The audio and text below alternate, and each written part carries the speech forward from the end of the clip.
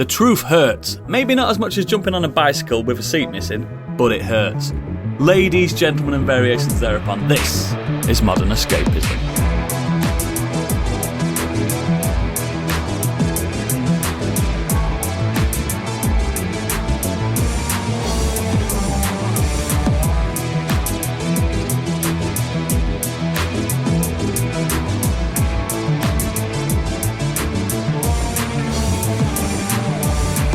Hello, my name is Oodles. Relax while I gently ease you into our cult of procrastination.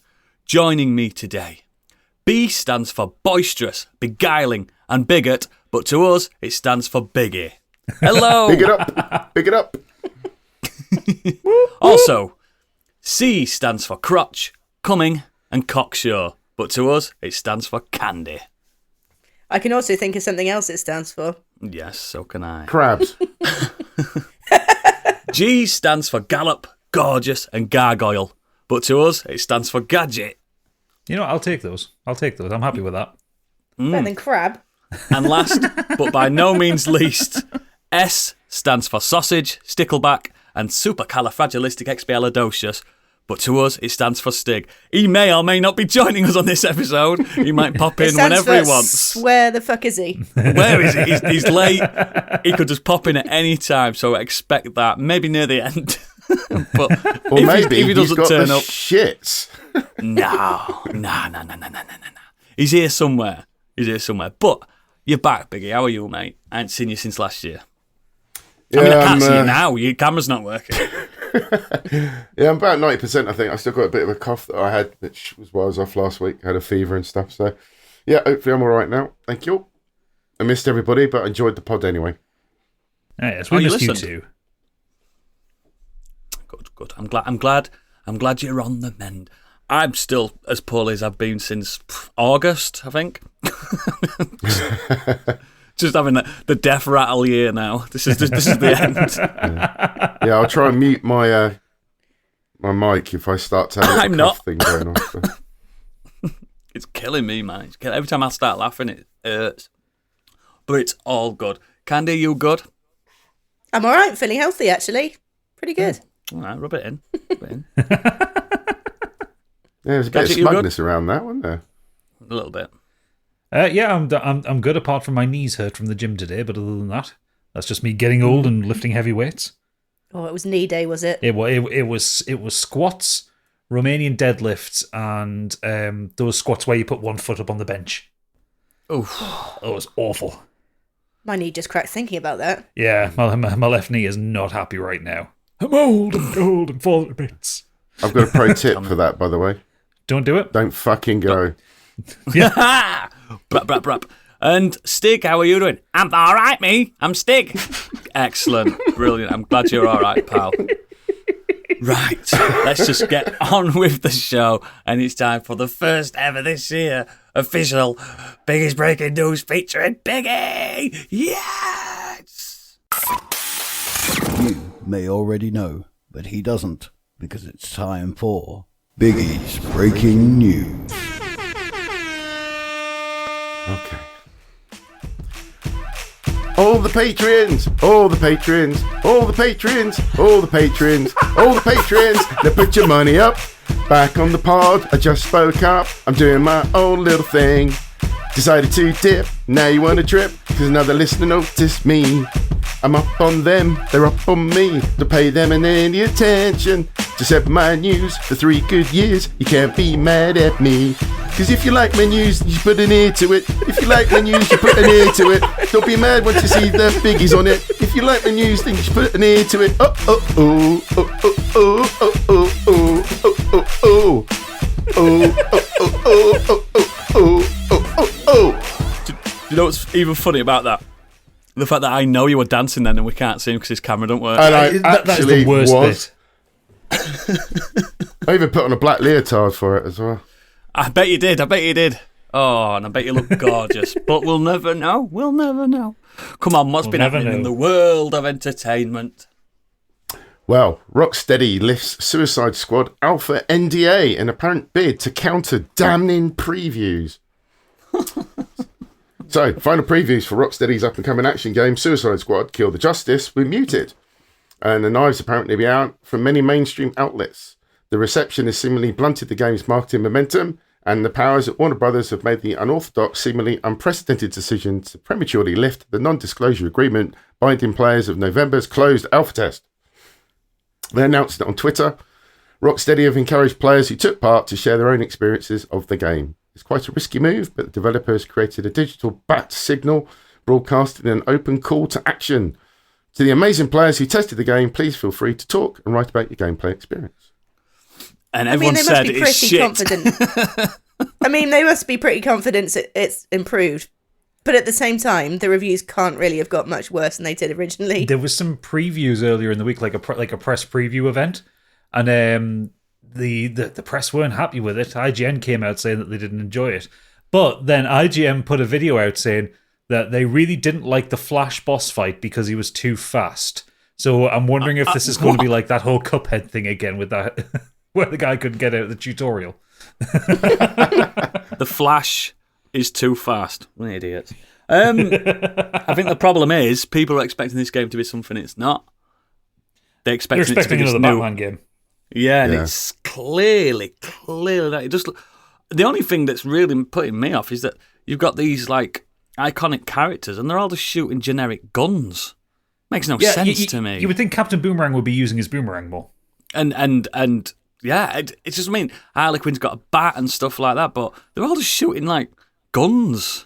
It makes no sense. But you've got to wait, haven't you? You've got to wait. You can't judge a trailer by its gameplay or book by its cover, whatever you want to say.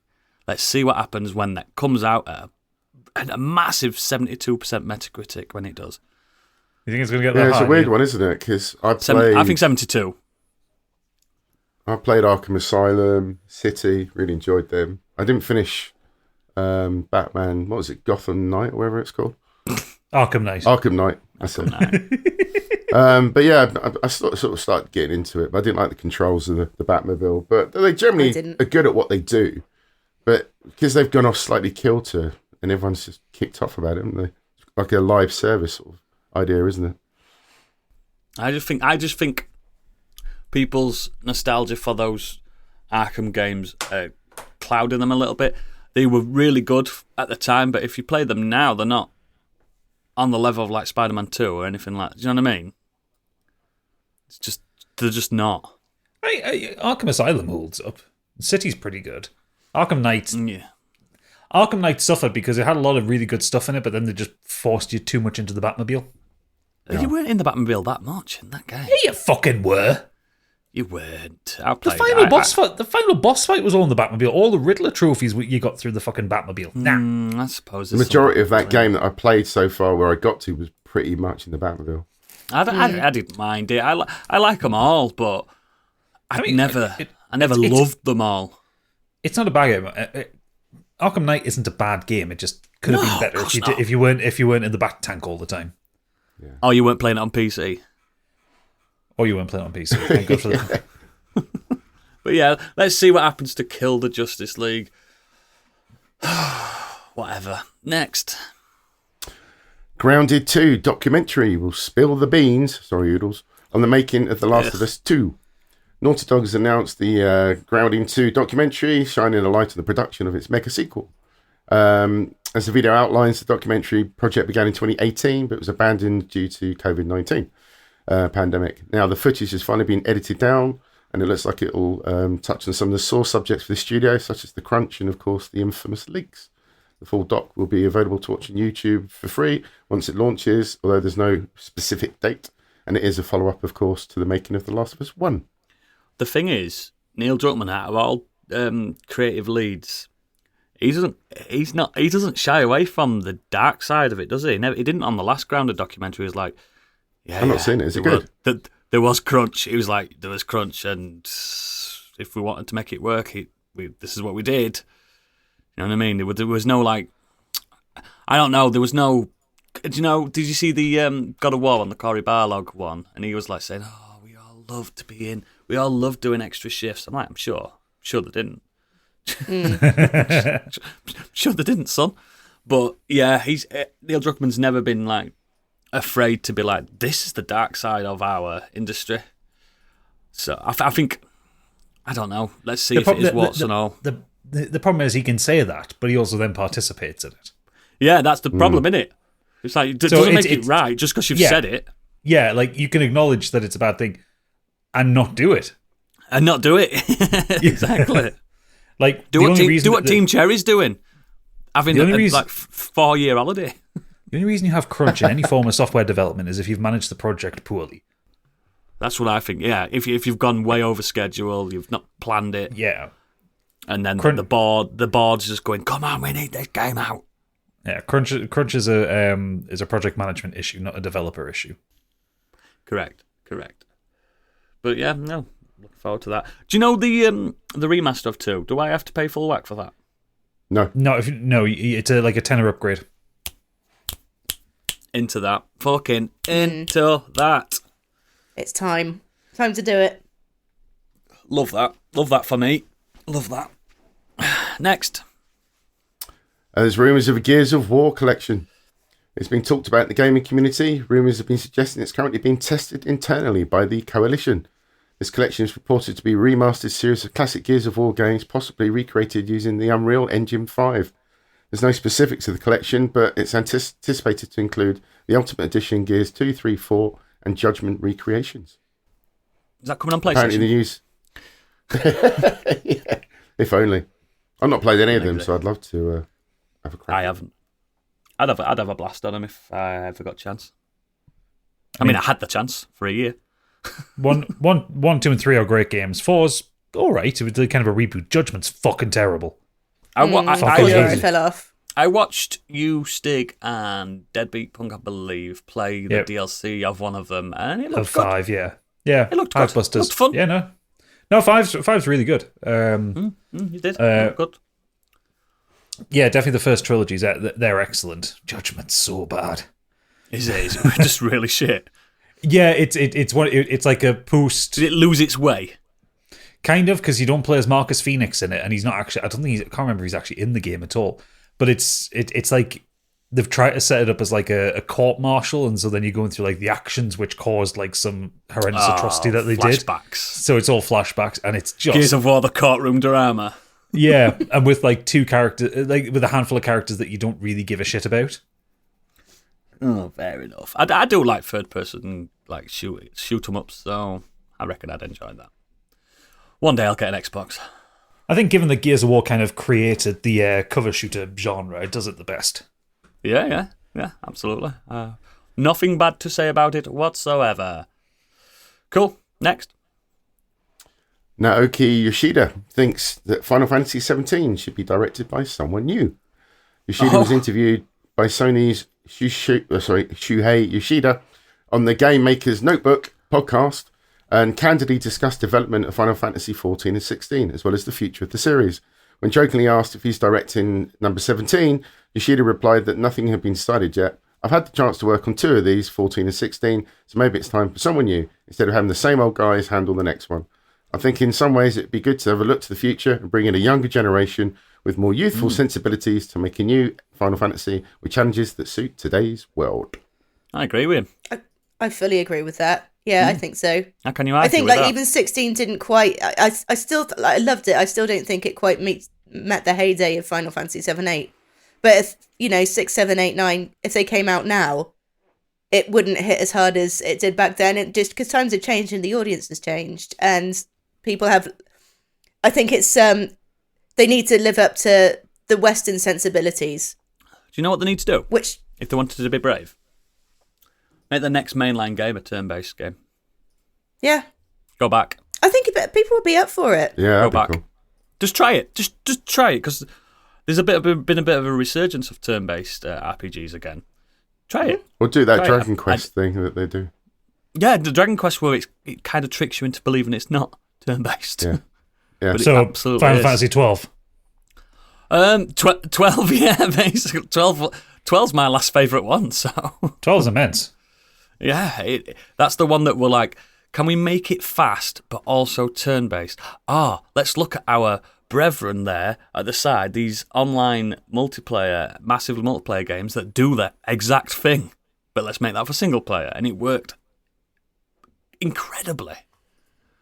But I just don't think they dare. I don't think they'd feel like a step back, wouldn't they? But it wouldn't be to me. It wouldn't be to the diehard fans. We like a turn-based game. Love a turn-based game. See what happens. That's what I'd do. But that's going to be 10 years till we see next mainline Final Fantasy. Kingdom Hearts first, surely. Give up. And Rebirth. God, what a series that's shockingly bad. I'm going to whack you with my key. Oh, no. How could that It's hurt? got loads of fans, that, hasn't it? Yeah. Just 'cause of I mean, the the first cosplay. one was awesome. They're wrong. Because they're wrong, yeah.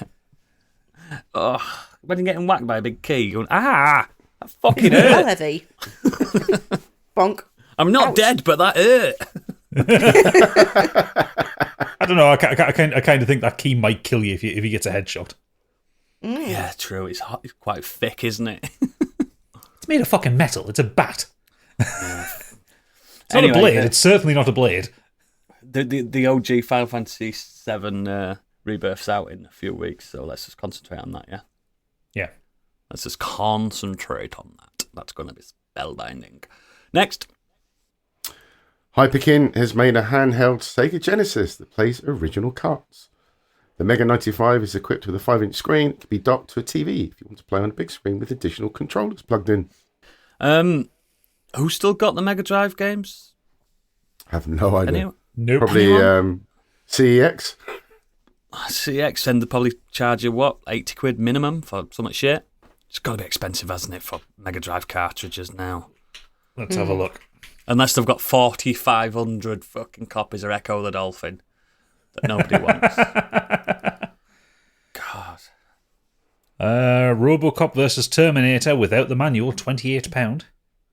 This is too much. That's too much money. Micro Machines 2 Turbo Tournament, which was a banger, £12. Good game. That's worth 12 quid. Yeah. That's the one with the table, the table and the bathtub and stuff, isn't it? Yeah, Sonic 3 without manual box, £32. That's too much money. God. It's too much money. That's what I mean. Street Fighter 2 Special Champion Edition, 20 quid. Yeah. God, that's all right. That's Champion. That's the one with Fuck off. T-Hawk in it. Yeah. Streets of Rage 2, 28 quid. That's a lot for Streets of Rage 2. Yeah. Hang on. So, what's the highest price? Rocket Knight's Adventure. That's the best Mega Drive game. Fatal Fury 2, the Aussie PAL edition, 750 quid. Oh, what? Well, there you go. There you go. There you go. Pirates of Dark Water, 480. Death and Return of Superman, 450. Yummy. Mega Man the Wily Wars in mint condition, 420 quid. Mega Man on Mega Drive? I don't think so. Yeah. That don't work. Right? Don't think so. This is a waste of money.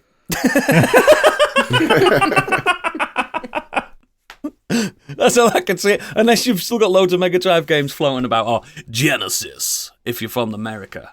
Mint condition Echo the Dolphin, 250 quid. Have you ever played Echo the Dolphin? It's shite. Shit, it's so bad. It's so bad. I used to love it. And the last boss you fight is Xenomorph. Makes some sense. It's not, is it? Yes! You Google last boss on Echo the Dolphin now and look at the images. It's a fucking Xenomorph. I don't think I ever got past the first area. Nobody did. Nobody did. It's just one of those known things that you fight a Xenomorph at the end. It's fucking ridiculous. What a ridiculous console as well. Ugh. Oh, no, don't be like that. I love my Mega Drive. Because that's all you had, because you were white trash. Oh, wow. PC. Yeah, I've just had a look. You seen the Xenomorph? Yeah, blast processing. Did it have blast processing? Of course. Sure, hon. Sure, hon. Cool. Yeah, get that if you're a weirdo. Good luck to you. Next. Over to the world of film and TV. Golden Globes 2024. Oppenheimer and Succession swept up. Didn't they? So Oppenheimer was the big winner, taking home 5 awards, including the top prize. Cillian Murphy and Robert Downey Jr. were both Cillian Murphy. were both recognised for their acting performances, while Christopher Nolan won Best Director. Succession, yes, scored the most wins in the TV categories following its acclaimed fourth and final season. Barbie won the inaugural Box Office Achievement Award after grossing $1.4 billion worldwide. There were 2 wins for Anatomy of a Fall, for Holdovers and Poor Things, and 1 for Scorsese's Killers of the Flower Moon. And the latter film stars Lily Gladstone was named Best Drama Actress, making her the first Indigenous person to win the award, something she described as historic. It is. The thing is, the only thing anyone was talking about was Joe Coy and his terrible comedy. You know what? I've not seen a second of his act. Wasn't it Ricky Gervais originally who did it last few? Used to. No, Ricky Gervais did it like 5 times. He hasn't done it in quite a while. Oh, and I used to rip into people and they hated it, didn't they? Well, yeah, Ricky Gervais was deliberately belligerent with the audience, but in a way that was funny. Yeah, whereas, people were laughing. Yeah, whereas Joe Coy was making like sexist jokes about Barbie. Great. I think what we need. One of his jokes was Oppenheimer was based on a 742-page Pulitzer Prize-winning book, whereas Barbie is a doll with big boobies. That was literally the joke. Do you notice how nobody laughed then? Nobody laughed there. That's not funny, Mr. Joe Cole, or whatever it's called. In fact, Greta Gerwig was scowling at him. You know, no one getting wrong side of Greta Gerwig. The only thing possibly in his defence was that he was only given a few days to prepare for his jokes for the show, so he didn't have much time, I guess, to write. But whether that's fair or not, I don't know. Well, it's not fair, because half the jokes will have already been written by a Hollywood joke writing team. He wouldn't have wrote them. And he'll have chosen the jokes he wanted to say. Yeah. So, even Ricky Gervais admitted that he didn't write half these jokes. Yeah. He says, I'm not reading this. Yeah. I didn't know that, to be honest. I thought they prepared it, to be fair. They do prepare some of the jokes, some of the jokes, but like a lot of them they've got to get green lit, haven't they? Got greenlit through the producers and stuff like that. So most of the time, like at least half of the gags will be handed to them. Mel Gibson related. That's what usually is. Don't talk about Epstein. Don't talk about him. We're sick of hearing it. Yeah, fucking load of shite. Next. I'm hosting them next year. Japanese animation legend Hayao Miyazaki. Wow. I can't even say it. Has won his first Golden Globe. Yeah, has won his first Golden Globe award at the age of 83 for The Boy and the Heron. It marks the first Golden Globe win for a non-English animated feature. Billed as Miyazaki's final feature, it's up against Disney productions such as Wish and Elemental in the animated feature category. It wasn't really a competition there, was it? No. Although I have to say, I didn't mind Elemental. I've not seen Wish, but Elemental. Yeah, but it's not to the standard of a fucking Miyazaki film. I know, grow up. Grow up. Fucking ridiculous fucking... No. I'm glad. Any more from there? No. What an amazing show it must have been. There might be a lot more, but that was the main bits that I thought were worth mentioning. Yeah. It's no Oscars, is it? No. Are you going to say next, or should I just wait? Next, please. Thank you. I just can't see you, mate. I don't know how to react. Are you looking at me? Are you looking at around? Are you turned around? If there's a long pause, it means I'm waiting for you. That doesn't always mean... That's not always the case. Come on, back me up, guys. I mean, you've had long pauses in the middle of words before, Biggie. It's only because I'm trying to work out how to read them. There's more news trickling through The Last of Us Season 2 casting with Caitlin, is it Deva or Diva? I'm not quite sure how you pronounce that. Deva as Abby, and Ellie love interest Dina with Isabella Merced or Merkhead. Spoiler. Who recently starred in the film Rosaline, and fellow Last of Us Season 2 newbie Deva will play the role. So Deva's past TV credits include shows like The Last Man Standing, Justified, Unbelievable, and Dope Sick. On the film side, she starred in features such as Booksmart, Rosaline, obviously mentioned, Next Goal Wins, and No One Will Save You. And then we also have Merkhead, known for starring in Dora and the Lost City of Gold, Sweet Girl, Father of the Bride, and The Transformers: The Last Night. I've not seen any of them you've just reeled off. No, but not one. I'm guessing they're confident. They did pretty good with the first season, The Last of Us. So I'm going to give them pretty good indeed. Caitlin Dever's going to have to hit the gym. Why is she not? Is she not hench? No, she's Not really. skinny. She's like Hollywood skinny. Yeah, but Hollywood gym routines do get you jacked pretty fast. Oh yeah, they get the results. Yeah, exactly. I'm sure she'll be fine. Or they might be going a different direction where she's not jacked. Who knows? I mean, yeah, is it absolutely Getting some essential? golf I practice. don't know. Is it essential? Exactly. That's the thing. Is it? Shush! Don't mention golf. Oh, Don't do it. There's people that have not played that game. Come on. Next. Mandalorian and Grogu are headed to the big screen. Directed by Jon Favreau and produced by Favreau, Kathleen Kennedy, and Dave Filoni. It will go into production later this year, so it finally gets its big screen debut. That's cool. 'Cause Mandalorian's good. It's some of the best Star It Wars should in a long time. be, considering they do like obviously full series stories. I think they should be able to do quite a good snappy one in hour and a half, 2 hours, surely. It won't be that. It'll be 3 hours long, mate. Like everything else. It'll be super long. But it'll be good. It'll be... Favreau, you know what I mean? He knows what he's doing. He knows exactly what he's doing. Can't really fault the guy, can you? Didn't Favreau single-handedly kind of launch the MCU with Iron Man? You know what I mean? It wasn't so much single-handedly. Like Kevin Feige had He knew it was coming. What to do. What Favreau did was give the blueprint of how an MCU film should look and feel. Yes, yeah. Favreau knows what he's doing. That mix of mild drama, mild humour, action, that kind of thing. Yeah, he knows what he's doing, so he could kickstart a new... problem is with this Mandalorian, are they going to be like, oh, we're going to have a Skywalker in this? We're going to There'll be a Skywalker. Oh, they'll end up on Tatooine at some point. I like it when it's... I mean, the bit in Mandalorian with a Skywalker... I'm not telling you which Skywalker's involved, but there's a Skywalker involved in one of the episodes of Mandalorian. Was pretty cool, but I could take it or leave it. I like Star Wars without them. Do you know what I mean? Yeah. That when he met up with Dave Skywalker in the pub. Yeah, and Barry Skywalker. Big Baz. Bazza. May the Force be with you. He's a good lad. He's been out of prison. But yeah, I'm looking forward to that. Next. 28 years later is in the works with the hope to launch a new trilogy. Danny Boyle will direct with Alex Garland writing the script. Have you seen?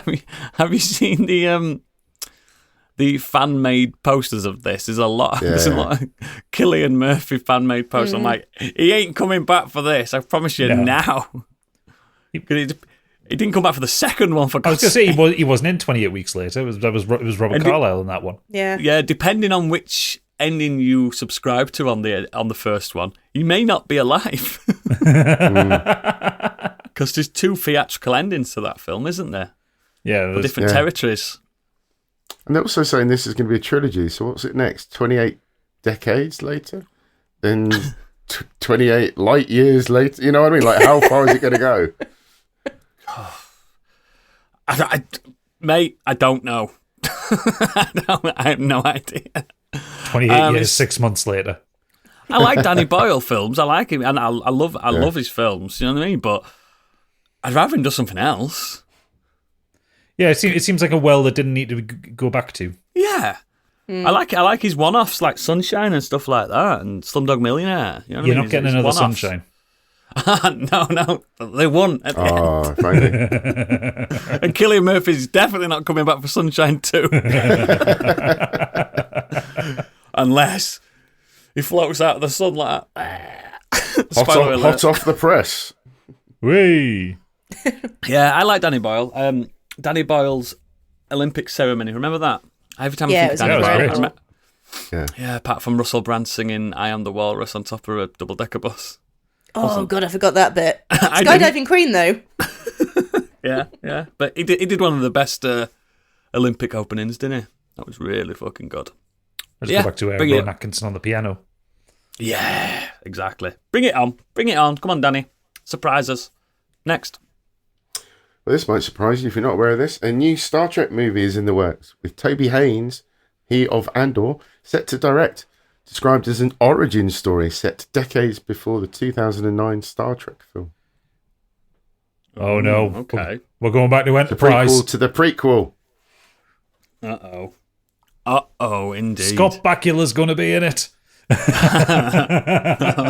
God, Going to get yes. country music theme tunes. That's the only Star Trek I've not seen is that because I watched the first episode of it. I was like, nope. Yeah, I was pretty much the same. I think I watched like the first 3 episodes. I can't do this anymore. I can't do this. I cannot physically do this. This is worse than Farscape. None of that. I remember Farscape. I liked Farscape. People liked it, I know, but I like to rag on Farscape. It's easy show to rag on. It was, but it filled that UK made sci-fi gap where there wasn't any Doctor Who at the time, so we had Farscape instead. Blake 7, let's go. Still better than Babylon 5. Oh God, Babylon 5's a big pile of shit. It's terrible. It's rubbish. Didn't see any Cool. of them. God, you don't need to. I won't worry yourself. Oh, right. Don't worry your Let's pretty worry little about it, my face. friend. I'd rather don't worry rewatch about it. Battlestar Galactica, thank you. Yeah, that's something you should be watching. So yeah, next. You're not going to like this one, Oodles. I'm just warning you ahead of this one. I'm braced. Lawrence Fishburne joins The Witcher Season 4 as fan favourite character, Oodles. I don't know. Who could he play in that? We've already got a Dijkstra, haven't we? I don't know. Who? Regis. No way. Yes. No way. The Matrix Regis and Marvel the actor vampire. has joined the Season 4. Netflix confirmed he joins the likes of Liam Hemsworth. Sorry, I can't. The fact that it's not Henry Cavill. Anya It's weird. Shalotra as Yennefer. Freya Allen as Ciri and Joey Beatty as Jaskier. It's also revealed Season 4 begins production in spring 2024. He says, I'm very excited to be joining the cast and look forward to exploring the wondrous world of The Witcher. Well, that's generic. How? They're Season still 4 they are will- throwing money at it still, though, to get someone of that caliber. It's Can an we just- adaptation of The Baptism of Fire, the third Witcher I know novel. what's the adaptation of. I know that. Can we That's the go one back with Regis in it. Can we backpedal to the fact that Lawrence Fishburne, known big, chunky American black actor, is playing Yes. Regis, the skinny Count White? I'm sorry to say this. This is going to sound really bad, but aristocratic, Vampire. English-sounding vampire. He is to the Witcher what Astarion is to Baldur's Gate. Yeah, and it's nothing to do with Lawrence Fishburne's prowess as an actor. It's just like me playing The Rock in his biopic. That's all I'm seeing. Do you know what I mean? Tit Rock. Tit Rock. Should we get you a That's the Samoan difference. tattoo down your arm? It's nothing to do with him, his ethnicity, his country of origin, anything like that. It's the fact that... Have you ever heard Lawrence Fishburne ever do a non-American voice? No, I don't think so, actually. Nobody has. 'Cause I don't think he can. He just Kinda does his more- voice, more- doesn't he? Morpheus was kind of Englishy. No, Or at least it was North Atlantic American. Yeah, North Atlantic. It was posh American. Yeah. It's not gonna. Fuck. I've just got to let it go, Anna, and just hopefully it'll be all right. That's more egregious than Henry Cavill leaving. As soon as I saw this, I thought he's gonna fucking hate that. And it's not that I hate Lawrence Fishburne. I like Lawrence Fishburne a lot. No, he's great.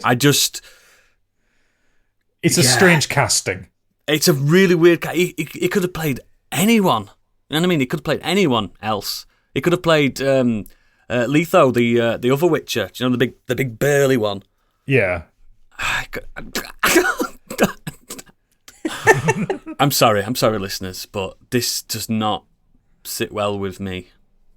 Maybe he has been to a dialect coach or something like. I don't know. I know people shouting at me, going, "Well, it's all Polish in the first place."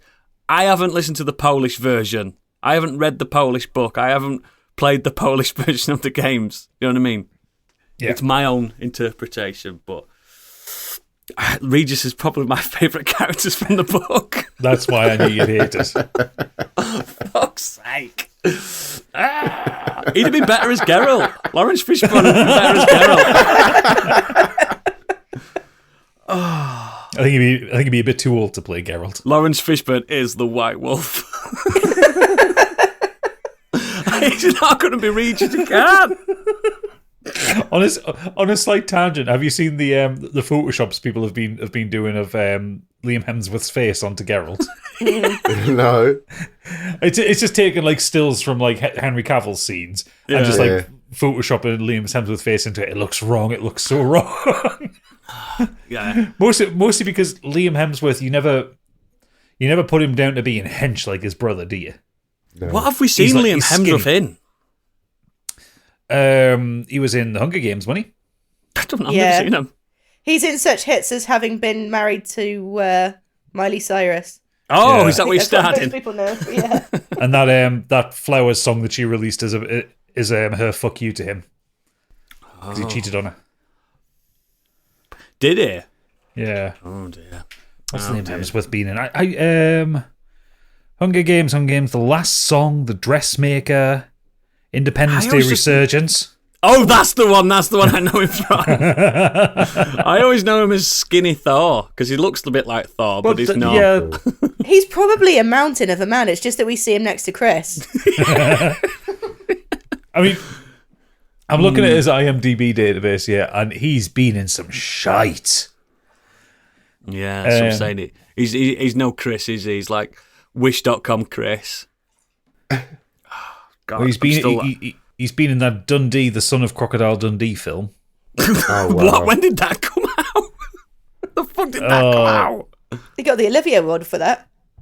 Fire. Was it Killer Man Knowing? He was in Knowing with Nicolas Cage in 2009. I've seen that. Oh, that was shit too as well. He was at Empire State acting against The Rock. Sure. hell. He was in Expendables 2. I think that's. Did you know I'm playing The Rock in his next bio? Took rock. I mean, why the fuck not, Hollywood? Why not? If we're just doing that, yeah, I might not be Samoan. Who gives a fuck?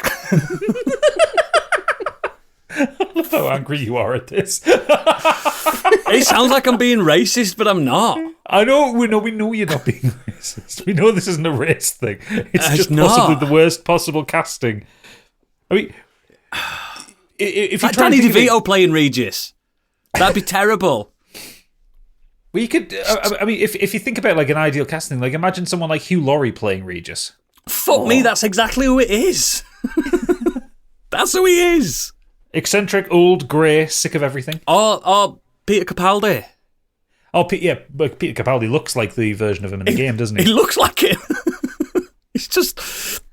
Never mind. I've got to look past it. I've got to get past it. It might be a different type of character just with he's sharing his name. Let's just all agree there was one season of The Witcher and it's gone. There was only No, one but season of The Witcher. We're going to see a scene of Lawrence Fishburne showing his fangs. It's just not going to suit him at all. This is weird. Oh, God, what's happening? He's going to look like one of the Vampires and Blades Trinity, isn't he? Oh, no. Fucking Hannibal King. Next, please. Why have you put this in? You've upset me. The period romantic comedy Our Flag Means Death has been cancelled after 2 seasons. Bastards. It was good. It was good. Really good. I think it was a beautiful romance of a comedy because he was definitely very much in love with Blackbeard, wasn't he? I mean, yeah, that literally happens in the series.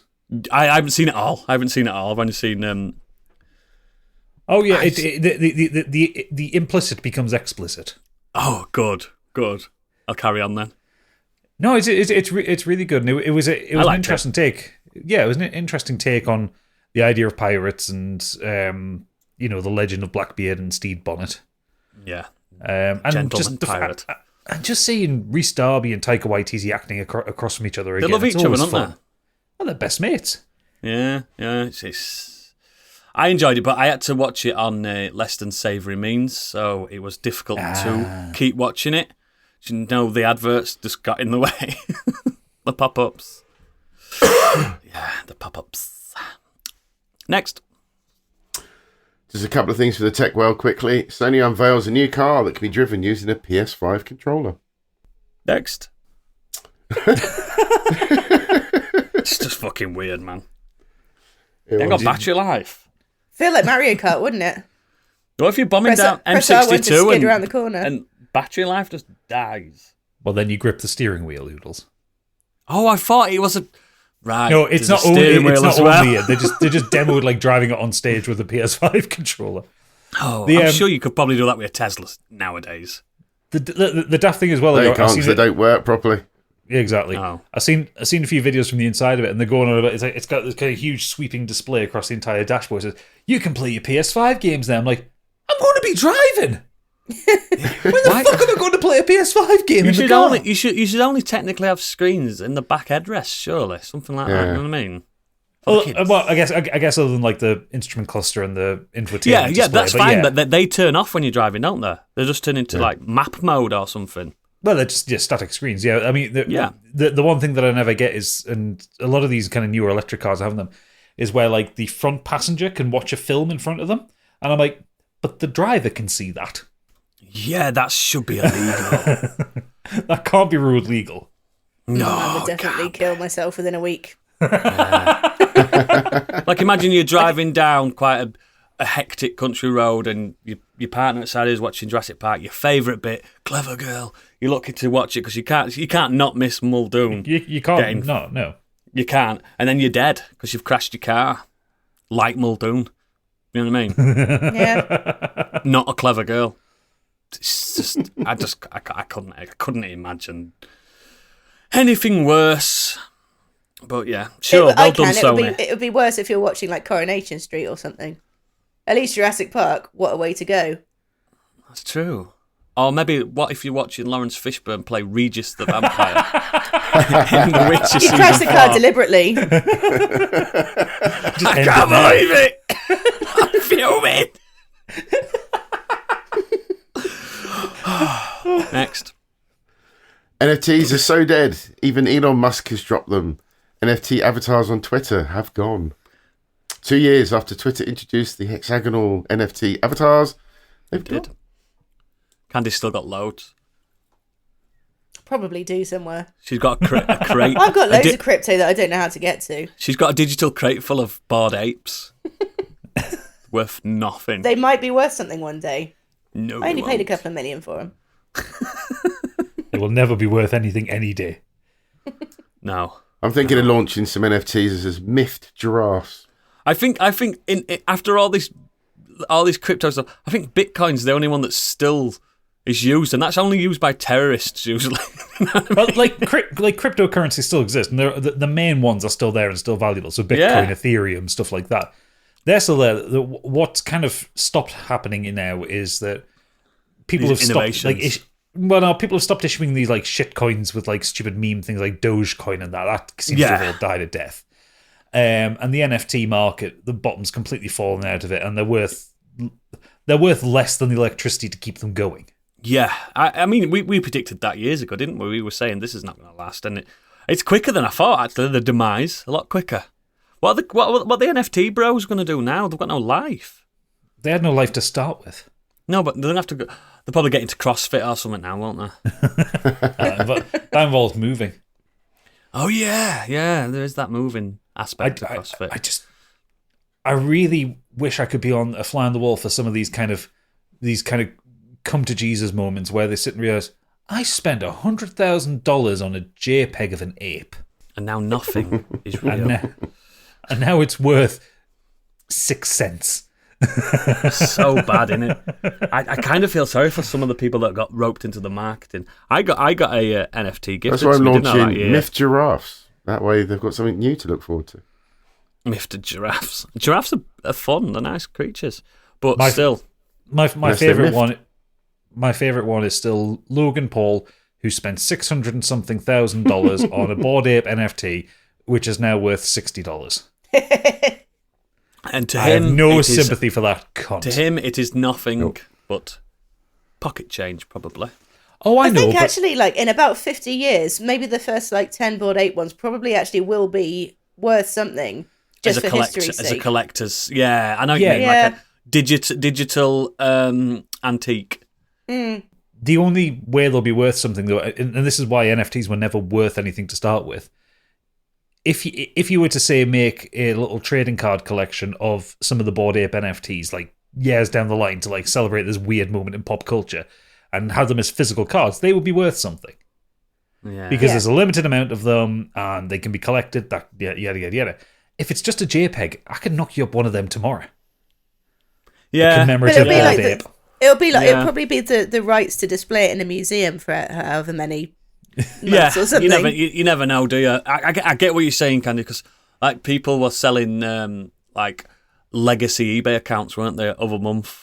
And it's not like they've got more stars than anyone else. It's just legacy accounts that happen to have came up when the site first started. Do you know what I mean? So it looks like you've been there for 25 years or whatever. Well, you can tell them. I could tell my eBay account. I've had That's what I'm saying. That's what I'm saying. I've had my eBay account since like 2003. People would. All you're selling is the login information. Do you know what I mean?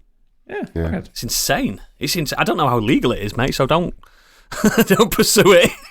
Never fucking use eBay. No, who the fuck uses eBay nowadays? It's just become a shop. It's for mums, isn't it? Mums like eBay. Mums love an eBay. Ooh, No, mums are on Vinted now. Oh, are there? Are you Yeah. not tax deductible though now or something like that? Well, Do you get taxed on yeah, they are Vinted? going to be sharing more with the tax man, but fuck knows. Most Fuck mums I know knows. are on OnlyFans, actually. Yeah. Whoa. My mum's not. She doesn't even have broadband, mate. Oh, yeah, she is. Next. Yes. Next. Finally over to the weird world web, and get ready for this one, because this made me chuckle. Lawrence Fishburne will be playing Regis the Vampire. Huge ring of galaxies challenges thinking on the cosmos. Scientists at the University of Central Lancashire have discovered a gigantic ring-shaped structure in space. It is 1.3 billion light years in diameter and appears Devil's to be anus. roughly It's a halo ring. 15 times the size of the moon in the night sky as if seen from Earth. This is my favourite bit, because this must have taken them ages. Named the Big Ring by the astronomers. That's funny. That's what they used to call me at high school. It is made up of galaxies and galaxy clusters. They say it's so big, it challenges our understanding of the universe. It's incredible. It's not weird. It's incredible, isn't it? When you think about it, it makes I me know. a bit sick. I just thought the name was just of all the things The they Big could come Ring's up with. brilliant. The Big Ring. Just cracks me up. Better than Ringy McRingface, I guess. Did you know that about 3 or 4 years ago they discovered a planet and they called it? You know how they use the like code name planets? Yeah. And the guy that discovered it, because when you discover it, you get to name it. He went, "I just want to call it the Green Planet because it was green." I'm like, that's super cute. That's super cute. Green Planet. Well, you can buy stars as well. Like, you can pay 25 No, you quid can't to buy name a star. stars. You can pay pretend. 25 quid to name a star. You Yeah, but can't. you're only paying to get a certificate. You don't actually name the star. It's not real. What if you've bought like a star or a comet and there's life on that comet and they come down? They're not going to see you as the queen. They fucking might. Do you know what else I've got? Do you know what else? I've got an acre of land on Mars.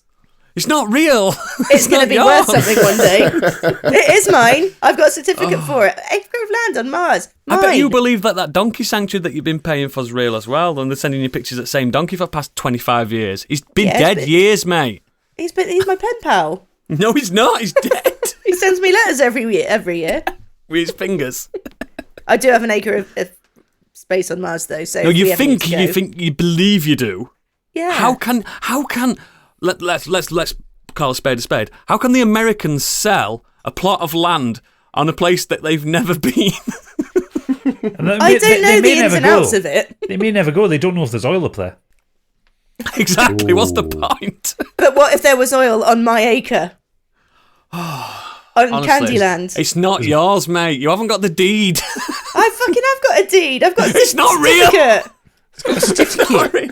You didn't go into an office and sign it. There wasn't someone there to countersign it. It's not real.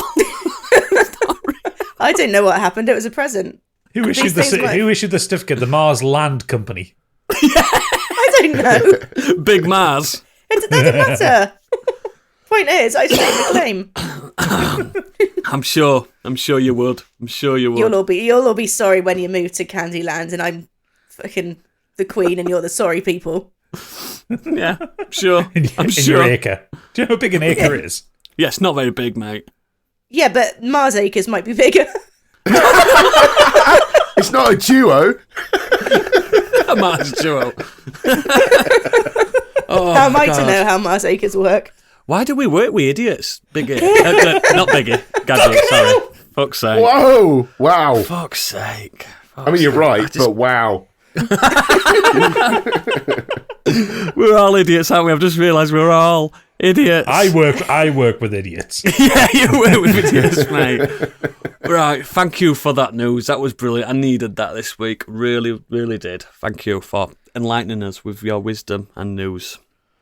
You're welcome. Let's get on with the main show. I'll start. I've had a really, really, really bad case of ADHD this week. I've been really bad, so I've been spatting and spitting, just jumping about. I don't think I've finished anything. I don't think I've finished watching anything, but I've been splitting and splatting and blah, blah, blah. You know what it is. Gadget, you live with one of us. Yeah. It's difficult. I'm really bad ADHD this week. And for those who aren't aware, ADHD is just ADHD in drag. Oh, yeah. Oh, God, yeah. Oh, I've been wearing frocks all week. And you're wearing a pretty gay Leeds top right now. Super gay. It's really gay, that Leeds top. Yeah. Hey, it's been good to be a Leeds fan the past 3 games. We've won 3-0 all 3 games. It's been good to be a Leeds fan. But yes, where do I start? I started watching Killers of the Flower Moon this afternoon because I forgot that it was out now. Yeah. And then this podcast happened, so I had to stop. So I'm more than halfway through that. Stig's right. It's really, really strong. It's really edge of your seat stuff. It's gripping, but still, I've been flicking and flocking between stuff. I've also played and completed. I said I didn't complete anything, but I have Sekiro again. I mentioned it last week. It still holds up. I think it's because the frame rate's good. I think that's why. If you can play it 60 frames a second, then yeah, absolutely. Yeah, it's just, I don't know. There's something really... 30 doesn't work for it. No. I think it's a really special game, and sometimes I think we take for granted some of the past games because they just all came out so rapidly, didn't they? They did, yeah. But the main thing I want to talk about is something I've been doing more or less up and down all week. It's a game. No, well, I do that anyway. It's a game I've been playing on my Switch, Nintendo Switch. It's available on Windows as well. Windows, is that what they call it? Windows, Steam. Steam. It's called Crystal Project. Now, this is a RPG, turn-based RPG. It's very much modelled on the classics JRPGs like Final Fantasy, Dragon Quest type thing, but it's got a twist. You have to create your party. I've created my party: Gadget, Biggie, Candy, and Stig. Yeah, you've got to create. Yeah, you've got to create like D&D. You've got to roll your composition of your party, what they are, what they do. It's basically a marriage between Final Fantasy and Dungeons and Dragons. Could you imagine playing a 16-bit Final Fantasy game, guys, but it's completely, from the get-go, open world? That would be nice. And this game is very fucking nice. So it's voxel graphics, kind of, 2D, 3D. I'm looking at it. It's like it's like a 16-bit RPG vomited itself into Minecraft. Yeah, but it's got that chunky voxel art. It fucking, and if you look at the review score on Steam, it's like 9 out of 10. Roughly. So very positive, yeah. Very positive, yeah. Yeah, and everyone's saying it's good. It's just dropped on Switch this week. Fuck me, it's good. This is perfect for anyone that. Do you know when you just fancy some tactical like RPG nonsense, but you can't be asked doing fetch quests and talking to villagers? Yeah, it's that basically. The conceit is you've landed your party, your 4 party members that you've created, you've put the characters in, you've put the personalities in yourself, like Dungeons and Dragons, and you've got to find crystals. That's the name, Crystal Project. You've got to find crystals within the world. It doesn't tell you where they are. You just got to find them. You're leveling up along the way. You're putting spells, new skills on, very much like Dungeons and Dragons. And yeah, there are NPCs and there are people to talk to, and they are also doing the same thing as you. If you get what I mean, the NPCs are doing what you're doing, looking for crystals. So sometimes they're very unreliable and tell you, yeah, there's one in that cave. You go in that cave, there's a fucking big monster that you've got to fight. You know what I mean? Instead, it's just really, the loop's really, really good. When you find a new crystal, you unlock a new class, which makes you stronger. Because, like, for instance, when I rolled Gadget rolled to a cleric. Very much our tanky healer of the group. That makes sense. To be honest, mate, without you, we wouldn't have got as far as I've got, to be honest. You really have held the team. Like I say, it makes sense. It makes a lot of sense, doesn't it? And I found a crystal, and when we find a crystal that's randomly in the world, it randomly gives you a new job. Luckily, the job that popped up, it was called Doctor, which is the next step up from cleric. You're a healer, but without the god side to it, which means you can use items and be a bit more scientific on your approach of healing and using syringes to kill baddies and stuff. So, do you know what I mean? So it's not heretical, everything you're doing. And then I rolled Biggie as a monk, obviously. Makes sense. And I don't know if this is a conceit with monks in Dungeons and Dragons and games in general. Monks never hit, do they? They always miss. Monks are one of the worst classes in D&D. Yeah, but when they hit hard, don't they? Unless it's me. Yeah, that's true. But and then I was like, I need to do something about Biggie. That was the problem with my little character. Stig's a warrior, by the way, and Candy's a warlock wizard type. Oh, sweet. Yeah, and Stig and Candy are absolutely solid members of the team. And I was like, I need to do something about Biggie. He's still leveling. Even the best thing about this as well, even if your characters die in battle, even if your characters die in battle, they still level up alongside you. So you're never wasting any time. And if you die, you just go straight back to the beginning and go somewhere else and have a look around the map and stuff.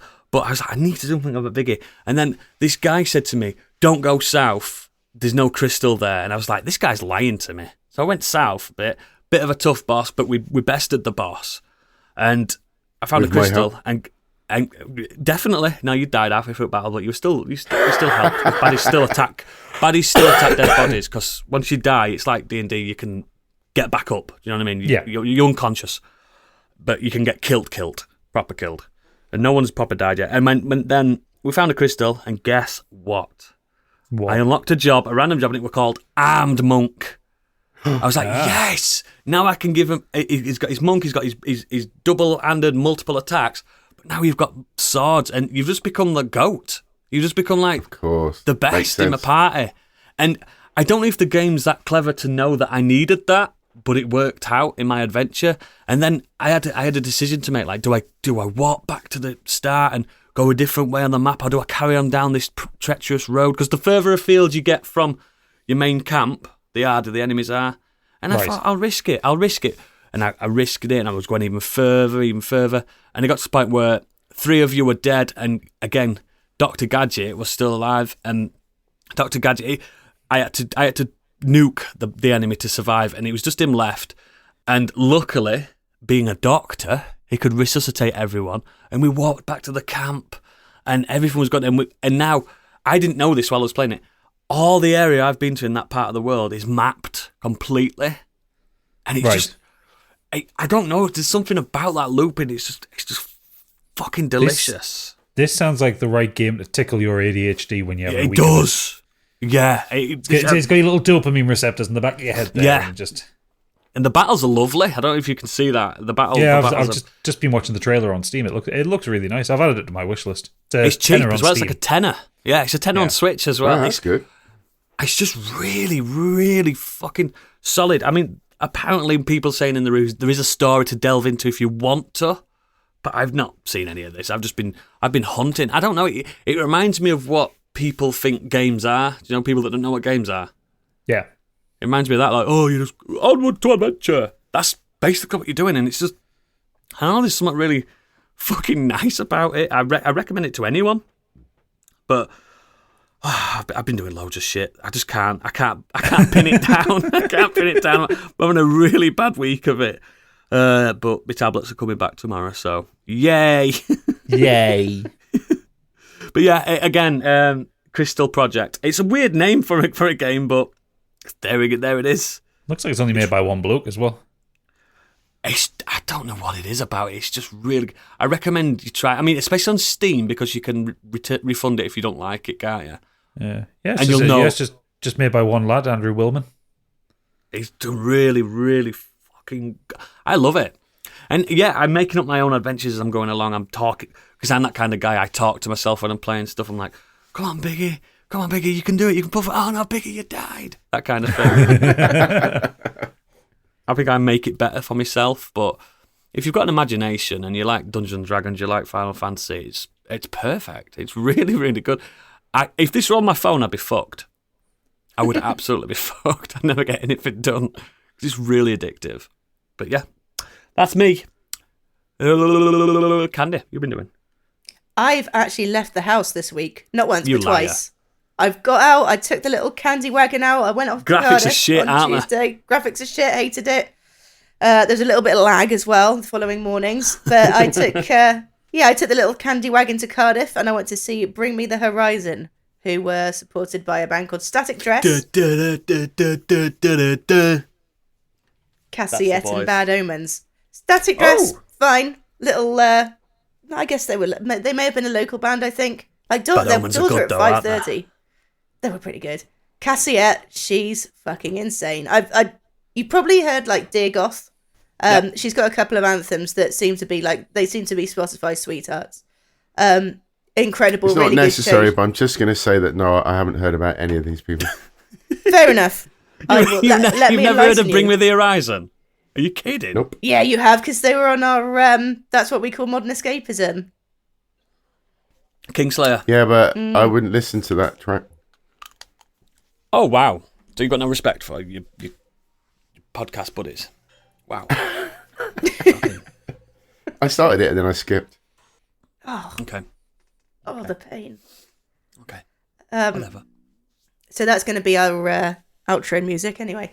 Yeah, Cassiette, amazing front woman, and she only got, I think she was maybe on for like 20 minutes. Yeah, And it was nowadays, perfect. are they? Yeah, no, it was fine. Bad Omens, incredible. They're And they're so another good, aren't they? so good. They're probably another band you would have heard on Spotify as well. Now, I listened to Bad Omens thinking that there was a female and a male vocalist. No, really? it's just a guy. It's just a guy. His range is insane, and he was note perfect the entire time.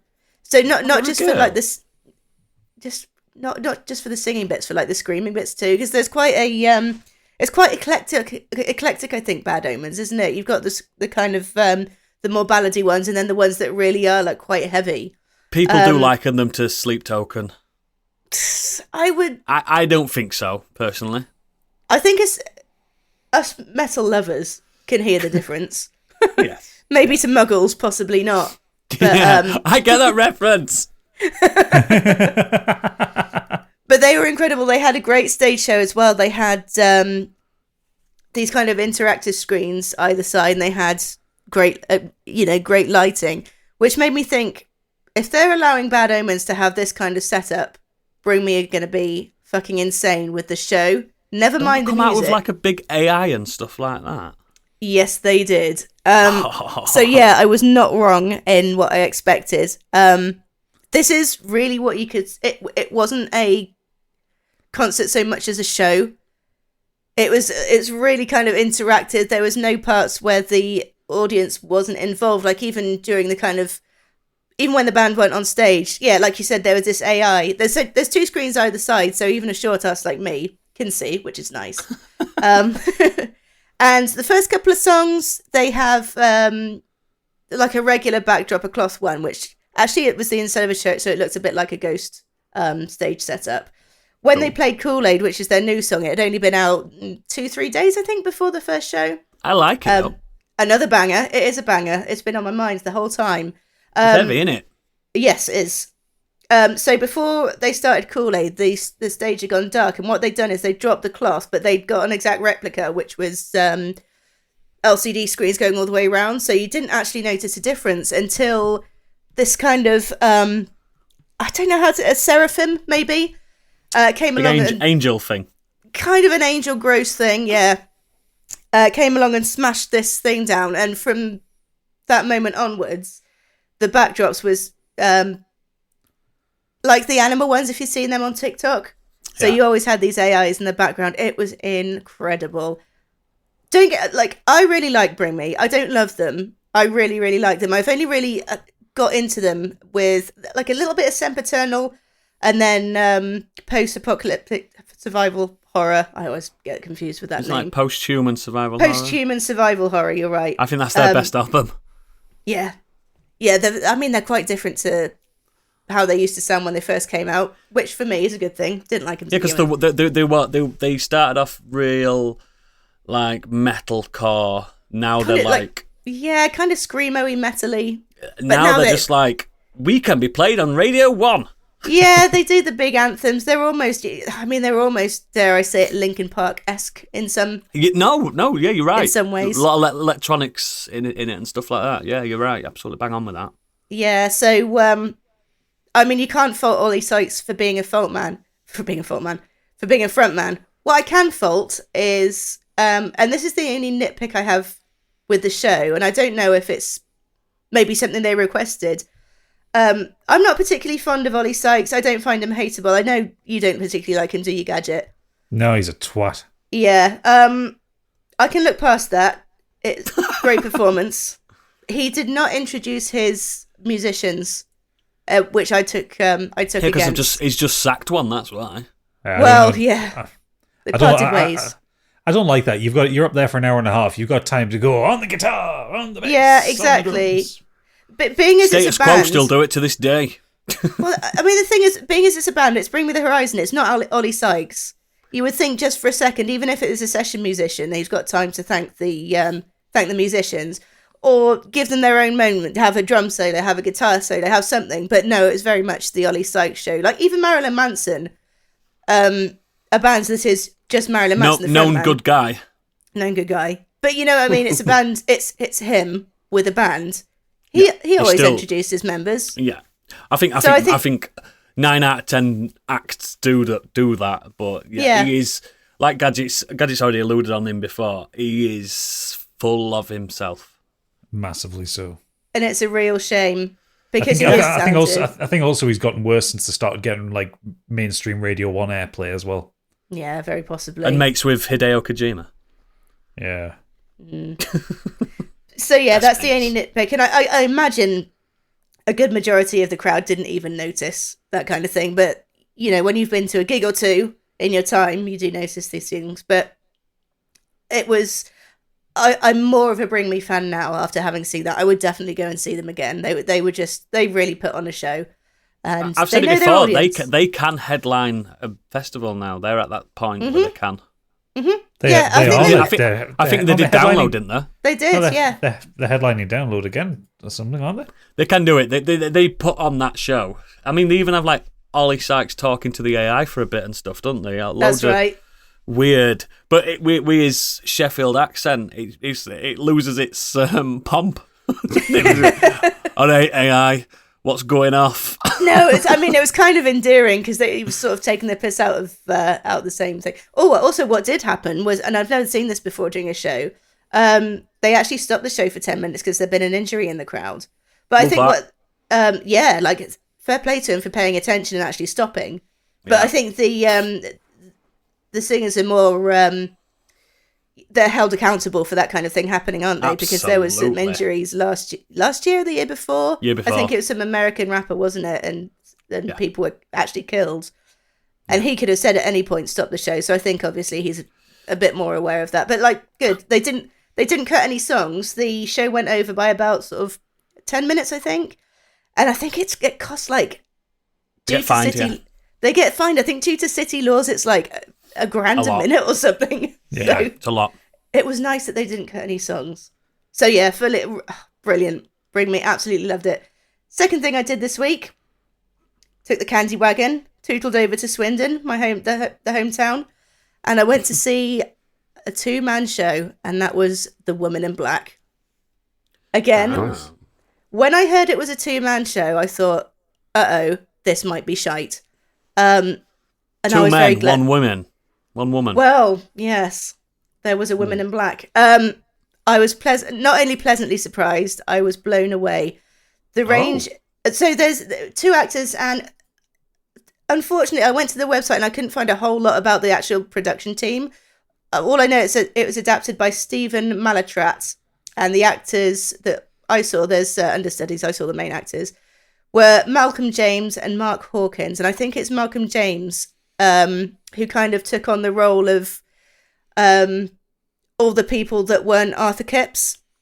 The way they did it is they kind of play both roles at the same time. So at times he was Arthur Kipps.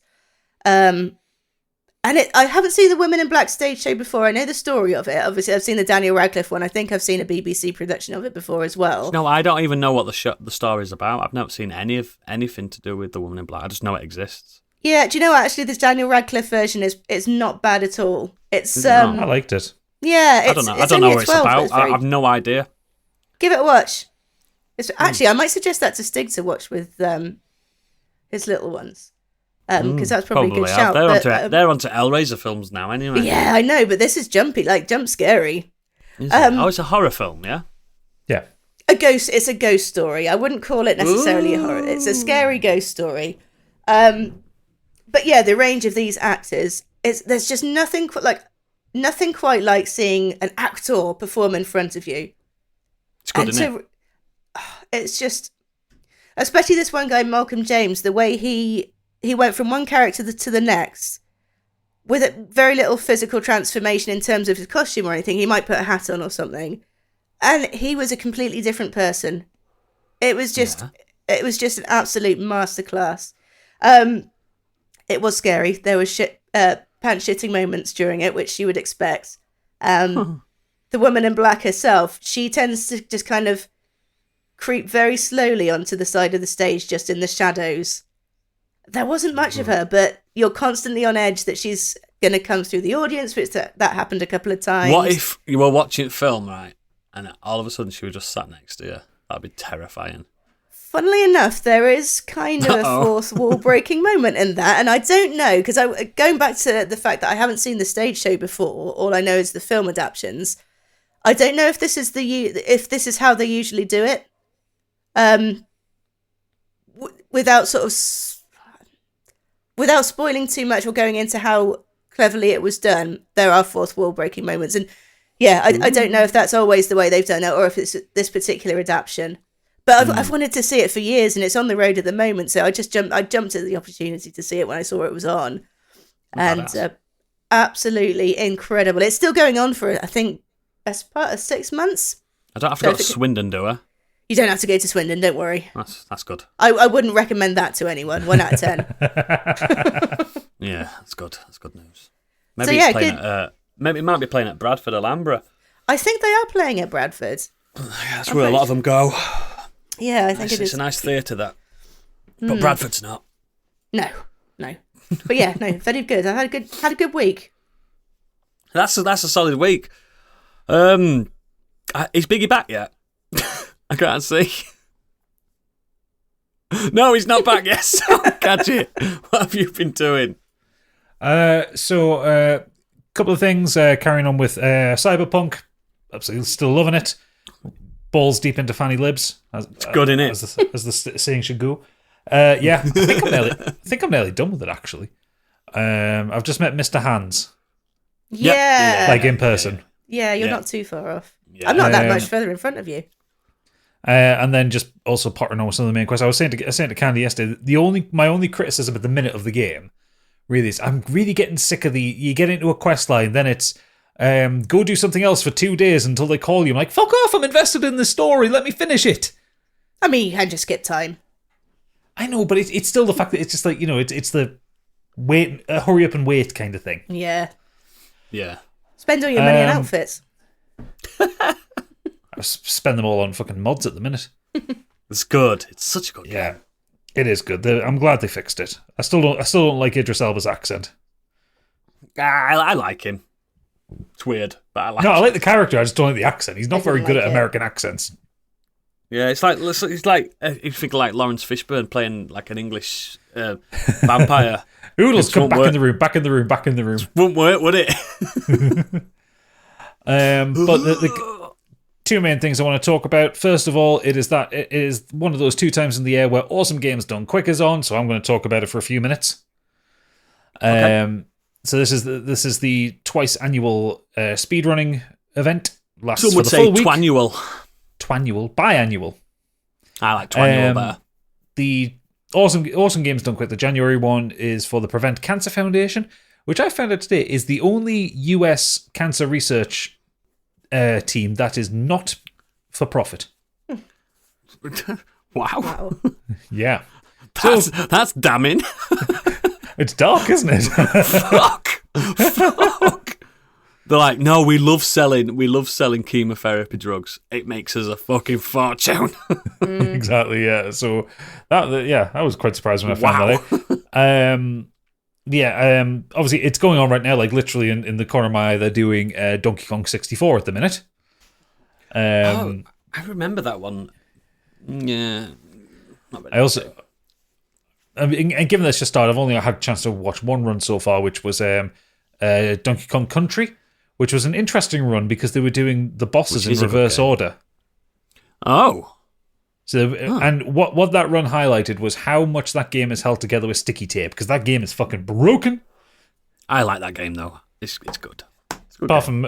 from Minecart Madness, which is the hardest level in any game ever made. I don't know. Level 2 of Battletoads would like to take that crown from you. Yeah, that was just trolling though. It's true. But obviously there's runs all the way through the week, so some of these you'll be able to see on. Pick me the good ones. You do it every year for me. I do the good ones. I got a nice little list of the good ones. Starting off, Metroid Prime 2, 100% in 2.5 hours. Bullshit. That's a 20-hour game. That's a big game, but longer. Final Fantasy 15, any percent, an hour and 5 minutes. Fuck off. What? Yeah. I'm trying to think how you do that. An even bigger game, Starfield, any percent, 45 minutes. What? That's got to be glitch. It'll be massively glitched. It's a Bethesda game, of course it'll be massively fucking glitched. Just fucking walk outside the game and go walk. You through could the do that code. with Fallout 3 though, couldn't you? You could just go and find Liam Neeson. Yeah. Cool. They're doing Really? Yeah, you could, yeah. Yeah, you could. Yeah, if you knew where knew the where it vault was, was. you could just go up and get to him. Yeah. Get him. They're doing a 3-way race in Hades, which I'm looking forward to. Oh, yes. Give me some of that. Inject that into my veins. And they're limited to only having 3 weapons for the entire run. Ooh. Which weapons would you pick? Spear, trident thing? Definitely. Trident, shield, and bow. Yeah, I'm into that. Yeah, forget the sword. It's not strong enough. No. And doesn't scale well with some of the abilities. No. Metroid Dread, 100% without glitches in just under 2 hours. I always love seeing the 2D Metroid runs because just like the movement speed is incredible. So it's going to be one of them where they do backdashing all the way through it, isn't it? Yeah. Like absolutely abusing all the movement mechanics. Did you see the Hollow Knight one? You sent it. You sent me the link. The Hollow Knight one where the backdash throughout the whole game. It's so fucking good. Yeah. So they always have a bad games block where there's just like some really terrible shit in there. It's where you'll get like I want to be the guy and shit like that come up. Battlefield, the new one. And well, what they've got is Skull Island: Rise of Kong from last year. Yeah. Any percent, 15 minutes. That shows you, doesn't it? Yeah. What they're pulling the game disc out and snapping it in 15 minutes. Baldur's Gate 3, all 3 acts, 35 minutes. I could do that. That's a big glitch showcase, that one. The last two I'm really interested in. Lies of P in an hour. Fuck off. That's bullshit. No, Oodles. This one is bullshit. Armored Core 6 Fires of Rubicon. True Ending. Oh, so playing it a few times. Playing it 3 times through in less than 2 hours. Fuck off. No major glitches. What? I can't even fathom that. That's. I mean, the fastest I've worked through the game in New Game Plus was 8 hours. Yeah. Because some of those fights near the end are really, really hard. So, being able to get through the game 3 times to get the proper ending, plus do all of the alternative missions as well, which add into it, and the extra boss fights. That's insane, because that's going to be one of those games where getting hit's going to slow you down, so they're probably not going to get hit either. Yeah, but like some of the bosses on there, how do you hit those bosses? But what they're going to have to do is quickly after missions go into the menu and change the tanks and stuff like, you know what I mean? Change the mechs up really fast. Well, yeah, because if they're starting from a new file, then they're not going to have everything unlocked. So exactly. So I'm so keen to see how this works. That makes me sick. So yeah, that's going on all week. I will report on my favourite ones next week. But the main thing I've been doing, I've been playing. Now, guys, you know the games I like. Yep. RPGs, Souls games, that kind Hentai. of thing. On the down low. Isn't it? I've been playing an online free-to-play shooter. What? Why have you been doing that? Because it was free. To play? Yeah. I've been playing the finals. The finals. I didn't like it. Is it that sounds to me like a pop idol type thing. Just a little bit. You're into the finals. Not that far off, actually. Yeah, kind of. It's free-to-play first-person shooter published by a company called Embark Studios, quite a lot of them are ex-DICE and Battlefield devs. You were in that, Biggie. Battlefield. He's played it, he didn't like it. So the finals revolves around people competing in a televised virtual combat game show. Oh, I weren't far off. You weren't far off.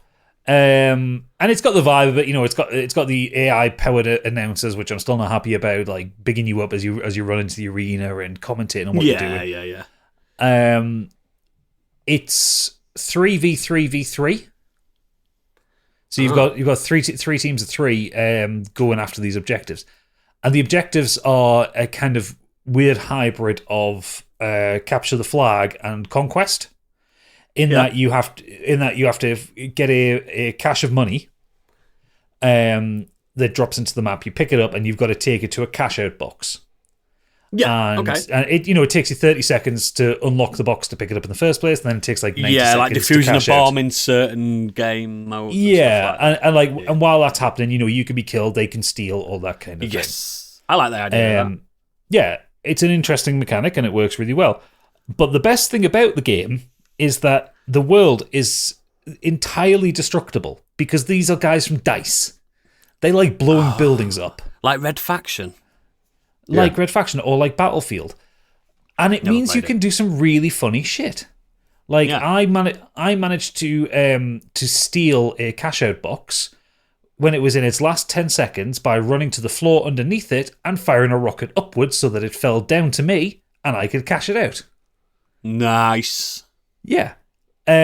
Or you get map events happen. So sometimes you get a meteor shower. So even if you're hiding inside, you're not safe because eventually the meteors will just kind of come through the building and crash onto you. Love that. I love that. There's one of the modifiers which is on death players explode. so you can get a good chain reaction going. If you're blowing up people, they then explode and then take down the building. So I think it's a lot of fun. The graphics are serviceable. It's not the best looking shooter I've ever played. Like it's not a Frostbite engine game. Have to be though, does it? No. The game needs to work is the most important thing. Whoa. Yeah, and it works. It works on PC. Doesn't work on PlayStation at the minute. Mate, his camera doesn't work on his PC, so he's not going to get this game playing. No. You have 3 archetypes for your characters. You have light, medium, and heavy. So they all have recognizable silhouettes, and you know what they're doing at any given time, even if they're wearing So a good weird skins team's or got whatever. a good team's got one of each, basically. Kind of, yeah, and you all support each other. Now, I've been playing with randoms, so I don't know anyone playing it, so it's been a little frustrating in that respect because sometimes randoms just don't play properly or play Are as you an effective talking team. to them? No, they never turn their fucking mics on, bastards. Right. Okay. So, but I imagine playing this in a group of 3, it's going to be an immense amount of fun. I'd like to play this. My only problem I had with it was I played it in the beta format, and it was out for those. If you get the code, the closed you can betas, play yeah. it for like a week or whatever beforehand. But it's Some people out have been now. rinsing through the levels, and when I was chucked into a few games, I was up against people that were well higher leveled. They had all the sort of equipment unlocked, and I was getting my ass kicked left, right, and centre. And I thought, okay, I know I have to probably grind a bit, but I just wasn't in the mood for it. I was just like, nah. I don't mind that though. I don't play to win. I play to have fun and have moments like Gadget says, like I blow up and kill somebody else because I've blown up. Well, what I like about it as well, it's got some of that Battlefield sensibility where you don't necessarily need to get kills to get a high score in the game. Yeah, that's what I mean. As long as I'm helping. Like I tend to play the heavy because he gets the rocket launcher and he gets like the big LMG.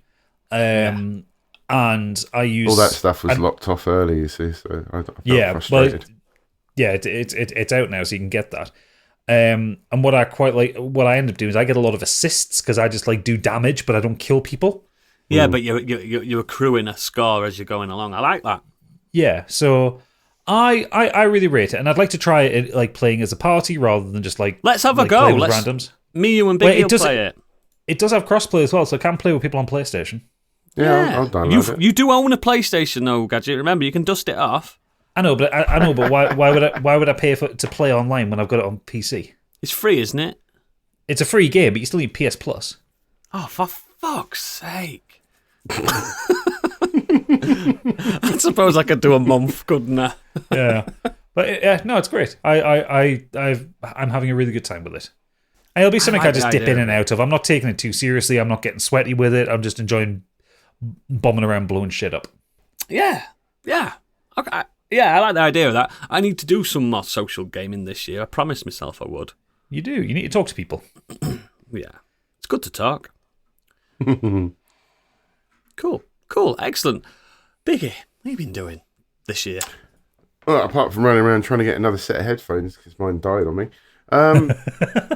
So I missed the Cyberpunk chat. So during Christmas, I absolutely been playing that game to death, and I finished both the main game and the DLC. Clocked about 85 hours altogether. About standard, yeah. Really enjoyed it. Really cool. It's good, isn't it? Yeah, it had its issues. Like Gadget says, I completely agree about the being locked out by having to do other stuff and wait for this person to call you back in a day or a few hours, whatever it is. It's very weird. The other thing that they introduced was the girlfriend scenario, and I had Panam constantly bugging me. Literally, I'd been on a date with her, had my fun, went off to do something else, contacted me straight away, going, "Do you have time?" I'm like, "I've just left you." Do you know what I mean? Leave me alone. Biggie, you should know about this. You're married. This is what my life's like. Also, I mean, I just love the fact that you're complaining about romancing Panam when I've been complaining about I can't romance Panam because I'm playing a female V. Oh, okay. You should have gone with Judy. I can't stand the male voice actor for V. He's awful. Yeah, he is, he makes me want to punch kittens. Like the delivery is terrible. I've got a dream dance. But there's moments when he does deliver the lines, and then other times you're like, "Oh, this is awful." But yeah. Whereas the female actor actually sounds like a person. The male actor in Cyberpunk is on par with male Shepard in Mass Effect. Yeah, shit. Yeah. And it's very much like the Fallout 4 thing, whereas like the male sole survivor in Fallout 4, Nate, he's boring as fuck, whereas Nora, her voice acting is amazing. Exactly. Can you not play a male character with a female voice though? Oh, yes. You could do, yeah. That's true. Yeah, there is an option for that. You can be non-binary in that game. 100%. Yeah, true. But yeah, I just I never thought I'd say that I actually enjoyed the game that we used to just rip Mate, the shit so out did of. mate. I was laughing at that game for 2 years. laughing at his face, pointing like Nelson and Simpsons, just pointing and laughing. And if you're smart, if you look around, you can get it pretty cheap now with all the DLC and all that kind of stuff. It's a good game to get now. It turned around and became essential. Yeah, I would agree with that. It's better than Starlight Express, whatever it's called. I'm fucking Xbox Starfield. It's better than that. S-Express. It's better than that. But yeah, in between that, I started recently Tiny Tina's Wonderland. Just playing on my my own top, but enjoying it. It's got a good mix of Borderlands loot shooter and the little seasoning of D&D on top. What is Tiny Tina? What is that? Sorry, I'm sure we've mentioned this, haven't we? That's the D&D style Borderlands spin-off. Oh yeah. Yeah, I mean, it's basically Borderlands Biggie with a loves little them games, doesn't he? sprinkle of D&D. The D&D isn't really, at this point, I've found so far, having a massive impact on how the game works. It's still very much a Borderlands looter shooter. It's just nice to have the other world on top of the world and having the characters interact with you. The humour is all the same. It's quite juvenile in a lot of places, but there's times when I'm chuckling away to myself at something that's said or something that I did. I feel like it's a bit more juvenile than Borderlands, actually. I think it's maybe aims a little bit more to a younger audience. Mm. It's mad that they got Andy Samberg, Wanda Sykes, and what's his face? They got like famous Saturday Night Live actors in there. I really enjoyed it. I've got to go through them all. Oh. No. Trying to remember the one that was in the one that played Batman in Lego Batman. Fuck's sake. Oh, Will Arnett. That's him. Yeah. Yeah, he plays the baddie. Darkness. He plays what? Is he Dragon Lord? Is he? Yes, it's Will Arnett. Oh wow, I didn't realise that. Oh, that's cool. I think he's quite a funny character, actually. I think the trouble with Tiny Tina is it's very easy to become OP. Or maybe I just did it by accident, but just the maybe right you're just setup really good would at be fine. games, Candy. I'm not. I'm Maybe you really are. not. No, It's because a lot of the game is quite randomized. Like there's a lot of procedural generation to some of the combat. So you might encounters unlock something brilliant. Yeah, and there's obviously all the RNG around your pickups and stuff like that. So like you can get really strong weapons quite early on. It's the problem I've got with this series. Like I played a couple of hours of 2 and the pre-sequel, and I hate the dialogue and the humour. I just fucking can't stand it. And it puts me off. You'll hate Wonderland then. Yeah, you won't like it. Because you either like it or you don't. But I love the loop of the game. I thought that was fantastic. Perfect for me. The loop's perfect for me. Get new gear, put new gear on, enjoy new gear. But the fucking that little robot is annoying. oh no, I'm stuck in the sand. You see, I like Claptrap. It appeals to me for some reason. I dig Claptrap, but I didn't like 3. 3, there was no joy to the characters that you played. There was just maybe no I'll play 3 then if there's no joy. You probably like that more than maybe I like it. Claptrap's still in 3 though. Oh god, I don't know what it is about it. He just put me off, but. Oh, he's annoying, but he's meant to be. That's the point. He's not meant to be him, not just him. character. The whole thing. Ugh. Anyway, next. I played the Ascent briefly. Played that with a 3-way local co-op. Yeah, it's looks great, plays really well. Got a few gripes though. If there's 3 of you playing that. If there's 3 of you playing that on like a sofa in a lounge, then you've got the TV obviously in front of you, and the text is really, really small to read for everybody. You're all leaning forward, having like 3 old men looking at the screen, like what the fuck is that? Mate, I couldn't see shit when I was playing it on my own single player right next to my monitor. I was like, this is fucking small. I struggled reading the text on my PC monitor, like fucking 30 It's a great game, and the DLC's phenomenal. And the main hub area, when you first turn up there after you've been doing your first initial run around, I appreciate what they were trying to do, but it was massive. So big. There's just no directions. The map is appalling because you can't click and say, I want to run here. You've got no sense of direction of where you need to go. That's pretty harsh. But the worst thing about this is if you play it in local co-op, and there were 3 of us playing this, bear this in mind, that you all have red laser sights to fire with. So when you're in fire in the middle of a battle, you have no idea who's shooting where because the red light. You can't change the colour. So all three of you using the same thing, firing around you. It's a nightmare. I can't believe. I can that's not imagine an it's option. quite hectic. I completed Yes. the game on my own completely, but I can imagine three of you just. I can imagine. It's just a mess. But there is something about it that we've kept it as like a game that when we're all three of us. It's a great together. world, isn't it, that they've created? I like it. I like what they've done with that. I do like that. But Yeah. it looks stunning. And the sound's really good as well. Very quickly, I played Returnal for the first time. Made it to the first house. If that makes sense to anyone that's played it. It does. Makes sense. You've done about 2 minutes of the game then. Yeah, Yep. literally. But I enjoyed what I played. I thought, It's a great game. It's cool. Great game. I'm looking forward to going back to that and playing a bit more of that. One of the better PS5 showcases, to be honest.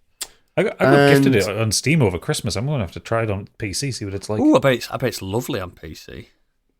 And I with was a- with a listening mouse. to Kane and Rince podcast, and they were talking about Super Metroid, and they said the only thing they could think of that might resemble it nowadays is there's a bit of Returnal. And I started playing True. Returnal, and I suddenly thought, yeah, I get what they mean. Yeah, it makes sense. I can see that, yeah. I It can makes feel sense. that. And I've always loved Metroid, so I think Returnal kind of clicked. If you liked Returnal and you enjoyed what you played, play Hades as well. Oh, wow, Hades really? is- Yeah. Hades pretends it's not the game it is, but when you're playing it, you're like, you're this game. It's a loop game. It's a roguelike. Yeah, it's perfect. I think Hades is an essential game. I think you'd love that. And it's It's also horny as fuck. It's horny as fuck. You had me at hello. Yeah.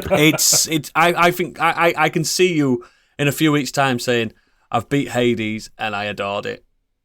I genuinely, Biggie, I think you'll get hooked on it after your first few runs. It's one of those roguelikes that I doesn't think it's waste quite it. cheap actually at the minute. It doesn't waste your time. If you die, you still progress. Yeah. Cool. And the last thing I want Returnal's to a very bit like quickly that. mention is I've been rewatching The Office, the US one, Oh, so good. up to season 7. Still enjoying it. The relationship is fantastic between Pam and Jim. I might have said it before, but I've just fallen in love with those two again. I think it's so well done. How drawn out They become the main it characters, works. don't they? Quite quickly, But- they become the main characters in the show. The background characters again, they give some great moments throughout the series. But fuck me, does Andy Bernard need to die? I like Andy. Oh, great. every time he starts singing, I want to punch his face in, man. It is so annoying. So annoying. I love that. Apparently again, He's he's got great supposed to moments. be. He has great moments, don't get me wrong. no, but in real life, Ed Helms is supposed to be quite stoic and quiet. He is, and he's also a world-class banjo player. Yeah, he's one of the best in the world. Yeah, he's really a quiet every bloke. time he keeps doing those singing riffs, it's just like, oh, shut up. We know you can do it. Stop doing it. Yeah, it's, I love him. He's brilliant. no, I hate him, man. You're supposed to hate Does him. my head in. Well, yeah, I guess so. But yeah, it winds me up. But yeah, really enjoyed it. But I haven't got to the bit where Michael Scott leaves and then we got all the weird managers. I remember that being not so great. So No. There's some funny bits. You get Robert California. Oh, I do love Robert California. The man's fucking insane. is that James Spader? Yeah, James Yes. Spader's character, yeah. Selling There's loads. is There's like Will Ferrell, sex. isn't there? And there's that annoying Kate, whatever her name is. Will Ferrell's only in it for 2 episodes. Oh, okay. Yeah, the Catherine Tate episodes would. Catherine Tate, that was it. Oh, she's appalling. She I stays don't in it though get till her, the end, man. doesn't she? She I stays in it. don't find her funny at all. No, I don't. But you get Kathy Burke, don't you? Is it Kathy Burke? Is that her name? Yeah, I think that's She's her the name, CEO of Sabre. Yeah, Sabre. She's Or brilliant. Sabre, as they first called it. Sabre. Yeah, it's a great show. Always got time Have for it, The yeah. Office. That was pretty much my Christmas. and Have New you Year. got ADHD, Biggie? Because you've done more than me. I was just ill, mate. I was recovering throughout true. Christmas and New Year, so my daughter was ill, and then we got it from her. So, yeah. Yeah, kids are spent a lot of time mingers. Kids recovering. are actually mingers. They eat their own bogies. They're horrible. They're horrible creatures. Cool. Stig hasn't joined us, so I'm sure he's done something riveting. And listening to me talk about him, his ears will be prickling up and like, I wanted to talk about this. Well, you didn't turn up. Do you not? So wamp wamp. Have we got any feedback? Well, you know who has turned up? Our listeners. Always. So, starting off with that F-King guy, Dean. He says, things I've been doing this week, aside from going back to work. I've been watching Bobby Fingers videos on YouTube, an incredibly talented model maker who creates insanely detailed dioramas of trash pop culture events. I watched So it. he'll construct 1/10 models of Steven Seagal or Mel Gibson from scratch, meticulously paint them, then add them to the scenes. All while providing a narration of the work's details that sometimes devolves into fights about fanny scanners or parody pop songs, and not wanting his best mate from school to have sex with his sister. Then, after painstakingly creating the whole thing, he packs it up in a box and buries it somewhere in the country, the geolocation of which is hidden in the video somewhere. I think he also did a diorama of Michael Jackson on fire. Guys, That did actually but happen. I'm into in it. the Yeah, Pepsi no, it did, yeah. commercial. Yeah. Yeah. Oh, wow, that's good. Bobby Fingers. Okay. Yeah. Into it. It sounds like your street oodles. Also sounds like a rival to Candy, who has got her own YouTube crafty channel, may I add. What is it called again, Candy? Candy Machine Fingers. Studios. Not Candy Fingers, no. Nowhere as near as Bobby Fingers, so manage your expectations. Yeah, I like it. Next up is... Someone is editing the document as I'm talking. Who is it? Me, you I missed don't that even know. bit. You missed that one. I don't know where the document is. I didn't miss it. I was going to it next. I just wanted to get the Dean one out. Oh, I didn't know. You did it in different order, so I thought you missed it. Guys, we're supposed to be professional podcasters. I don't tell you how to do the news. You do? No, he doesn't. He doesn't. No, He's really Oodles tells you how involved. to do the news. That's I just my correct job. your pronunciation. Next. Yeah, same. Couchy Gamer on Twitter has said, finished Gen Z. I think it was Gen V. It was V. great.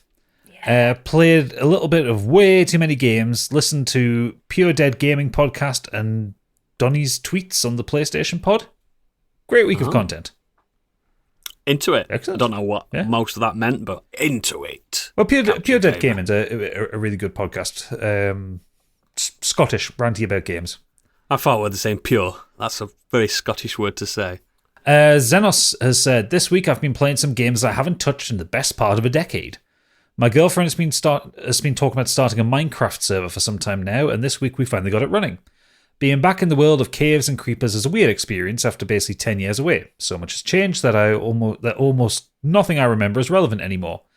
I woke up on an island and punched trees, sure, but now we've travelled miles from our starting position to set up on top of a mountain covered in cherry blossom, and are starting our obligatory ridiculous house project of building a gigantic tree on top of the mountain, which also has a convenient ravine underneath for underground expeditions. I'll keep you posted if anything weird happens. However, I did say... Oh, sorry. Carry on. However, I did say games, not game. Spent the money I got for Christmas on 3 game collections on Steam. That is, the entire Mega Man Battle Network collection and the Great. Mega Man Zero and ZX collection. Also, I didn't realise how hard the nostalgia was going to hit me on these, though. When I started up ZX, I spent half an hour just listening to the music player before I started gameplay because it's So more or less good. the whole game's soundtrack from the start. Mm-hmm. Shout out to Greengrass Gradation and the Area A theme in particular. I'm much better at them than I was expecting after almost 15 years away from them, and I'm genuinely surprised at how much I remember and how much I've had enough muscle memory to find stuff without looking it up. I even managed to get lost looking for one of the upgrades and wander into it by accident. Weirdly, the one thing I don't remember is that the sequel to ZX Advent, has voice acting on a lot of the cutscenes. does. It's really not great voice acting either. It isn't. Not sure what the sound director was given the people to work with, but it's almost embarrassingly cheesy. Don't open that door. I'm still enjoying the hell out of the games, though. If you've ever been interested in picking them up, they work great with a controller. I'm using a Switch Pro controller with a USB cable. I can't speak for the keyboard and mouse controls, and I'll probably spend the next month or so on at least all these because just so many games to get through. But I'm expecting it to take longer than that. Awesome. It's something that- Oh, Go on. No, you go on. Okay, I was just going to say, I mean, you know, I'm a bit of a retro head, and I know Oodles likes his playing around with these little retro machines as well. There's something about 8-bit and 16-bit music that we never really talk about in this pod, really, do we? We don't talk about the old soundtrack. Hits back in the different, day. doesn't it? It hits different. What those musicians had to do with what little they had is just so impressive. It's insane. Blows my mind even now to this day. Some of the Commodore 64 music and stuff is just like, wow. I'm sure it could be a very good Patreon episode where we talk about our best 16-bit music or something like that. Just putting it out there for the patrons to decide. But yeah, going back to Mega Man X, X is notoriously known to be easier than normal Mega Man games, but still, it's still a tough game to relax to, but Never played I can relax to it. I can relax to them. The Mega Man games, Rockman, wherever you're playing them or however you're playing them, they're not relaxing. They're horrible. They are games that actively hate you. Yeah, apart from 11. 11 was really good. But fucking hell. But I like the X. I like the X games and Battle Network games. They're completely different kettle of fish. They're brilliant. Love that Mega Man. Where's all the love for Mighty Number 9? Mighty Number 9. Never played it. I've heard really bad things. But going back as well to his Minecraft chatter, I don't know what the loop is to Minecraft, so I don't know how difficult it is to build stuff and everything. But No, should we be playing that as a collective and streaming that? Should we be playing some Minecraft? I mean, you're welcome to. I've got no interest in Minecraft. I want us all to do it. No, but I don't like crafty games. I'm not very. I'm not. good at them. Is that what it is? Is it? I know it's got craft in the title. Is it a crafty game? We have to craft stuff. Is there mining Yes. involved? I know there's mining involved. You literally, as you said, you start punching trees and punching rocks to get enough things together to make a pickaxe, which then you Scrap start that then. mining with. I'm not doing and you that. start building up and building up and building up. Isn't there a way where I can just make a giant monolith penis without resources? Yeah. There's creative mode. There you go. I would doing lose that. all my time doing that. I've never Like, played it. People have done fucking mental things. Like, people have made RAM in it, like fully functioning RAM. I know that a computer. I know people have made like Minas Tirith completely. No, I'm not kidding. Someone has made a computer that plays Minecraft within Minecraft. I know. I've seen it. Fucking But mental. have they done that on free mode, or have they done that by crafting? Yeah. No, that's in like free creative mode. I just don't understand what Minecraft is. I don't I don't understand. either. I've never played it. I've no interest in it. Ask I your don't even son, do he'll the know. crafting in Fallout son's 4. always That on can it. Fuck off. Apparently it's really good in VR. VR. Yeah. Oh no. Anyway, any more feedback? Yeah, we've got two more. Next up, Best Boy Angry Kurt. This week I finished watching the excellent Poker Face on Now TV/Sky. If you don't know, it's a TV show written and mostly directed by Ryan Johnson of Knives Out and Glass Onion fame, and has very similar vibes to those films in terms of tone and eccentric characters and great writing. It's about a woman who has the ability to tell when people are lying. Isn't that all women? Yeah, they're really good at that. Each episode has a self-contained story, but there is an overarching background narrative throughout too. I loved it and highly recommend it, especially if you enjoyed Knives Out and Glass Onion. What about that Star Wars film he did? I liked it. I liked it too. I like Ryan Johnson. But what's his show on? What's it on Netflix? It's Now TV or Sky. So it's I think it's HBO. HBO. And he finished off saying, I've also been continuing with Lies of Loch Lamora and still very much enjoying it. Get on you, Kurt. It's a great book. Yeah, I own the first one. I've not even started it. Now, for our final bit of feedback for the evening, we have, shall we say, a multimedia presentation. Oh, it's not for Mr. Worldwide, is it?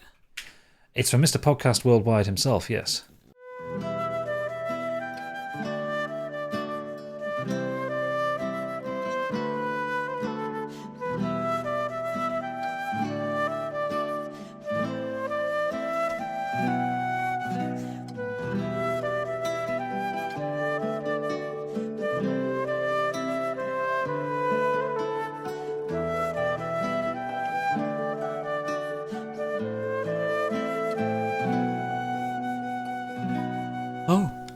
I'll sing a song for my modern pals. I finished Baldur's Gate. Bilwyn the Bard, he lost an eye when a conversation with a hag went awry. Failed at shagging handsome Gale, but got some shadow heart tail. I climbed a steeple, blew up mushroom people, and petted Scratch the best good boy. no new game plus, or so it seems. The game's calling me again. 137 hours of stealing cheese, bardic inspiration made it a breeze. And in Act 3, I spoilered a spoiler and did the spoiler quest. I spoilered a clown's corpse and stroked a bunch of cats. That was the very best. I'll miss them all when I uninstall. Withers, Albecub, Volo, and Orin the Red. Even that annoying ginger shit child that I wish I'd left for dead. There you go. There's Planty's feedback for the week. Voice That of an man's, angel. Clinically insane.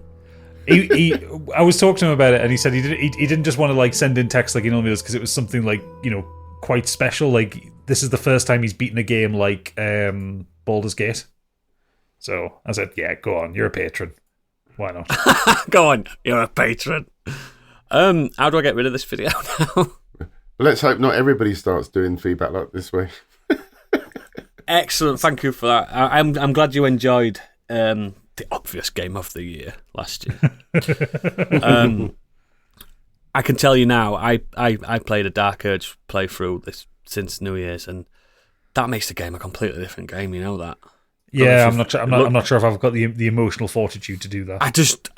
I was like, I'm not going to spoil it for anyone, but that just changes the game completely. It's a bit like a sequel. Do you know what I mean? Like a what if? It really does change everything, and it's wild. It changes endings to acts and stuff like that. It's wild. But yeah, thank you very much for giving us that feedback, Planty, and everyone else. You've been lovely.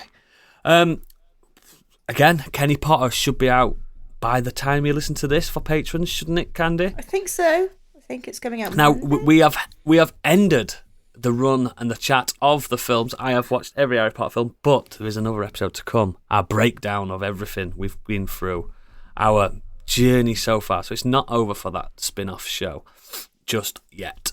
Coming very soon. If you are a patron, please let us know if you enjoyed that and what would you like to see next. We'll probably ignore you. This is usually the end of the show, but before we end it, we take a trip down to a special place where non-snuggets are everywhere and cats are there to be stroked. It's Candyland.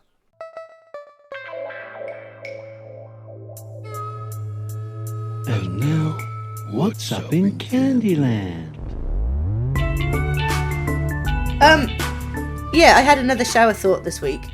Oh no! Wait, that's two showers this year. Well done. I know, I'm doing New Year's well. resolution. I know. Do you think Bills fish? through the roof. Do you think fish get hiccups?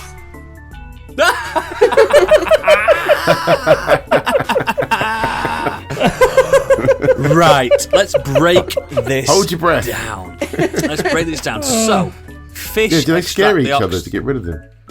Yeah, Have that's true. diaphragms. Fish answer that. extract oxygen from H2O, don't they? They do breathe oxygen, but they extract it through the water. Oxygen causes hiccups. Do they have lungs? Do fish have lungs? They must Dunno. have some kind of lung. No, They they have just gills. Squeeze it through the gills, yeah. Fish It's not a lung, a respiratory system. but they get the oxygen as the water flows through the gills. Yeah, so it's not a lung bag, As opposed to like a we've lung got. which pulls it in, then breathes it out. So I They also don't have diaphragms, and it's There the you go. diaphragm That's- which is what causes the hiccup. It's a spasm, isn't it? It's a spasm. It's a spasm in the diaphragm. So we've broken it down. It's ruined it, Candy. It's boring, but the answer is no. No. Do you Do know they what fart? else on the hiccup wagon? I had the hiccups the other day, and I've discovered a new way of getting rid of them. I opened my mouth in the mirror to see if I could see what a hiccup looked like. And I it didn't doesn't get come any from your more. mouth. I didn't get any more hiccups. They went away. Do you know what you did? You stretched your mouth and probably stretched your diaphragm while you were doing it. My mouth isn't attached to my diaphragm. No, but your body is. Do you know what does get rid of hiccups though? Like if you get water and you put tissue, you put like kitchen roll over the top, and then You drink through Or- it. It goes. Talking about. Or Candy. So you can just- waterboard yourself. Yeah, it works. There's two other really good ways of getting rid of hiccups. And unless you've got chronic hiccups, and I do apologise if you're suffering with that. Have a drink of water or hold your breath. No, they don't work. Yes. They I've do. I've always had hiccups after doing that. Do you, No. like- No. I You mean you've still got hiccups? I rather than holding my breath, I empty my lungs than hold the empty lungs. Yeah. So the diaphragm is as relaxed as possible. It's relaxed. Yeah. But try the kitchen roll over the water and the... No, I'm am not not- going to I am waterboard not- myself. It works. I I'm don't not want doing to reenact black 24. site. Black site act on myself. I'm not doing it. Because what if I'm into it? What if I find out I'm Also- into waterboarding? Also, I love the idea of you trying to see what a hiccup looked like in the mirror. It just it reminds me of that Simpsons gag where Homer walks in and goes, "Oh, my ears are burning." Says, "I wanted to see inside, so I lit a Q-tip on fire." Yeah. I imagine Candy. they look a bit like boomerangs. Candy, Floating you boomerangs. live alone. Well, you've got a feline friend, but you live alone, don't you? He gets hiccups as well. Cats do get hiccups. I know. I've seen that. I've Yeah, been they in do. the presence of I that. think Candy that's quite actually cute when lives they with do. Panda. It is really cute when they do. But so you live alone. You talk to the mirror. I'm assuming. Well, occasionally, yeah. Standing with the man in the... Do you know how you went out a lot this last week? Carry on doing that because it's better for you. Not sure about that.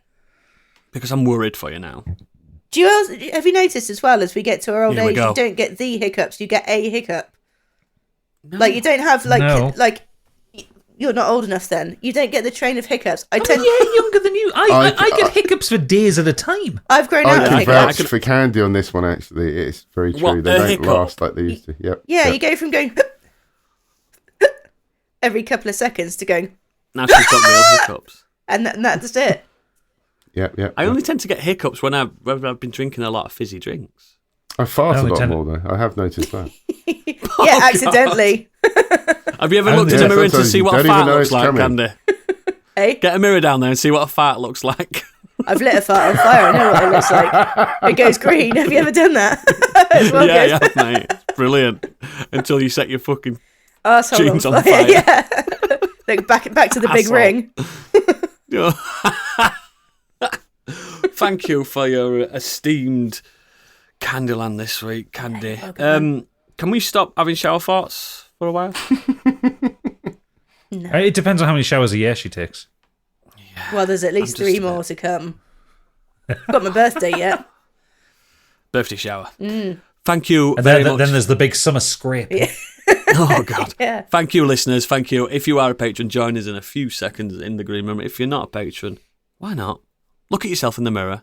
Check it what a hiccup looks like and ask yourself, why aren't I paying these guys? Because this is good shit.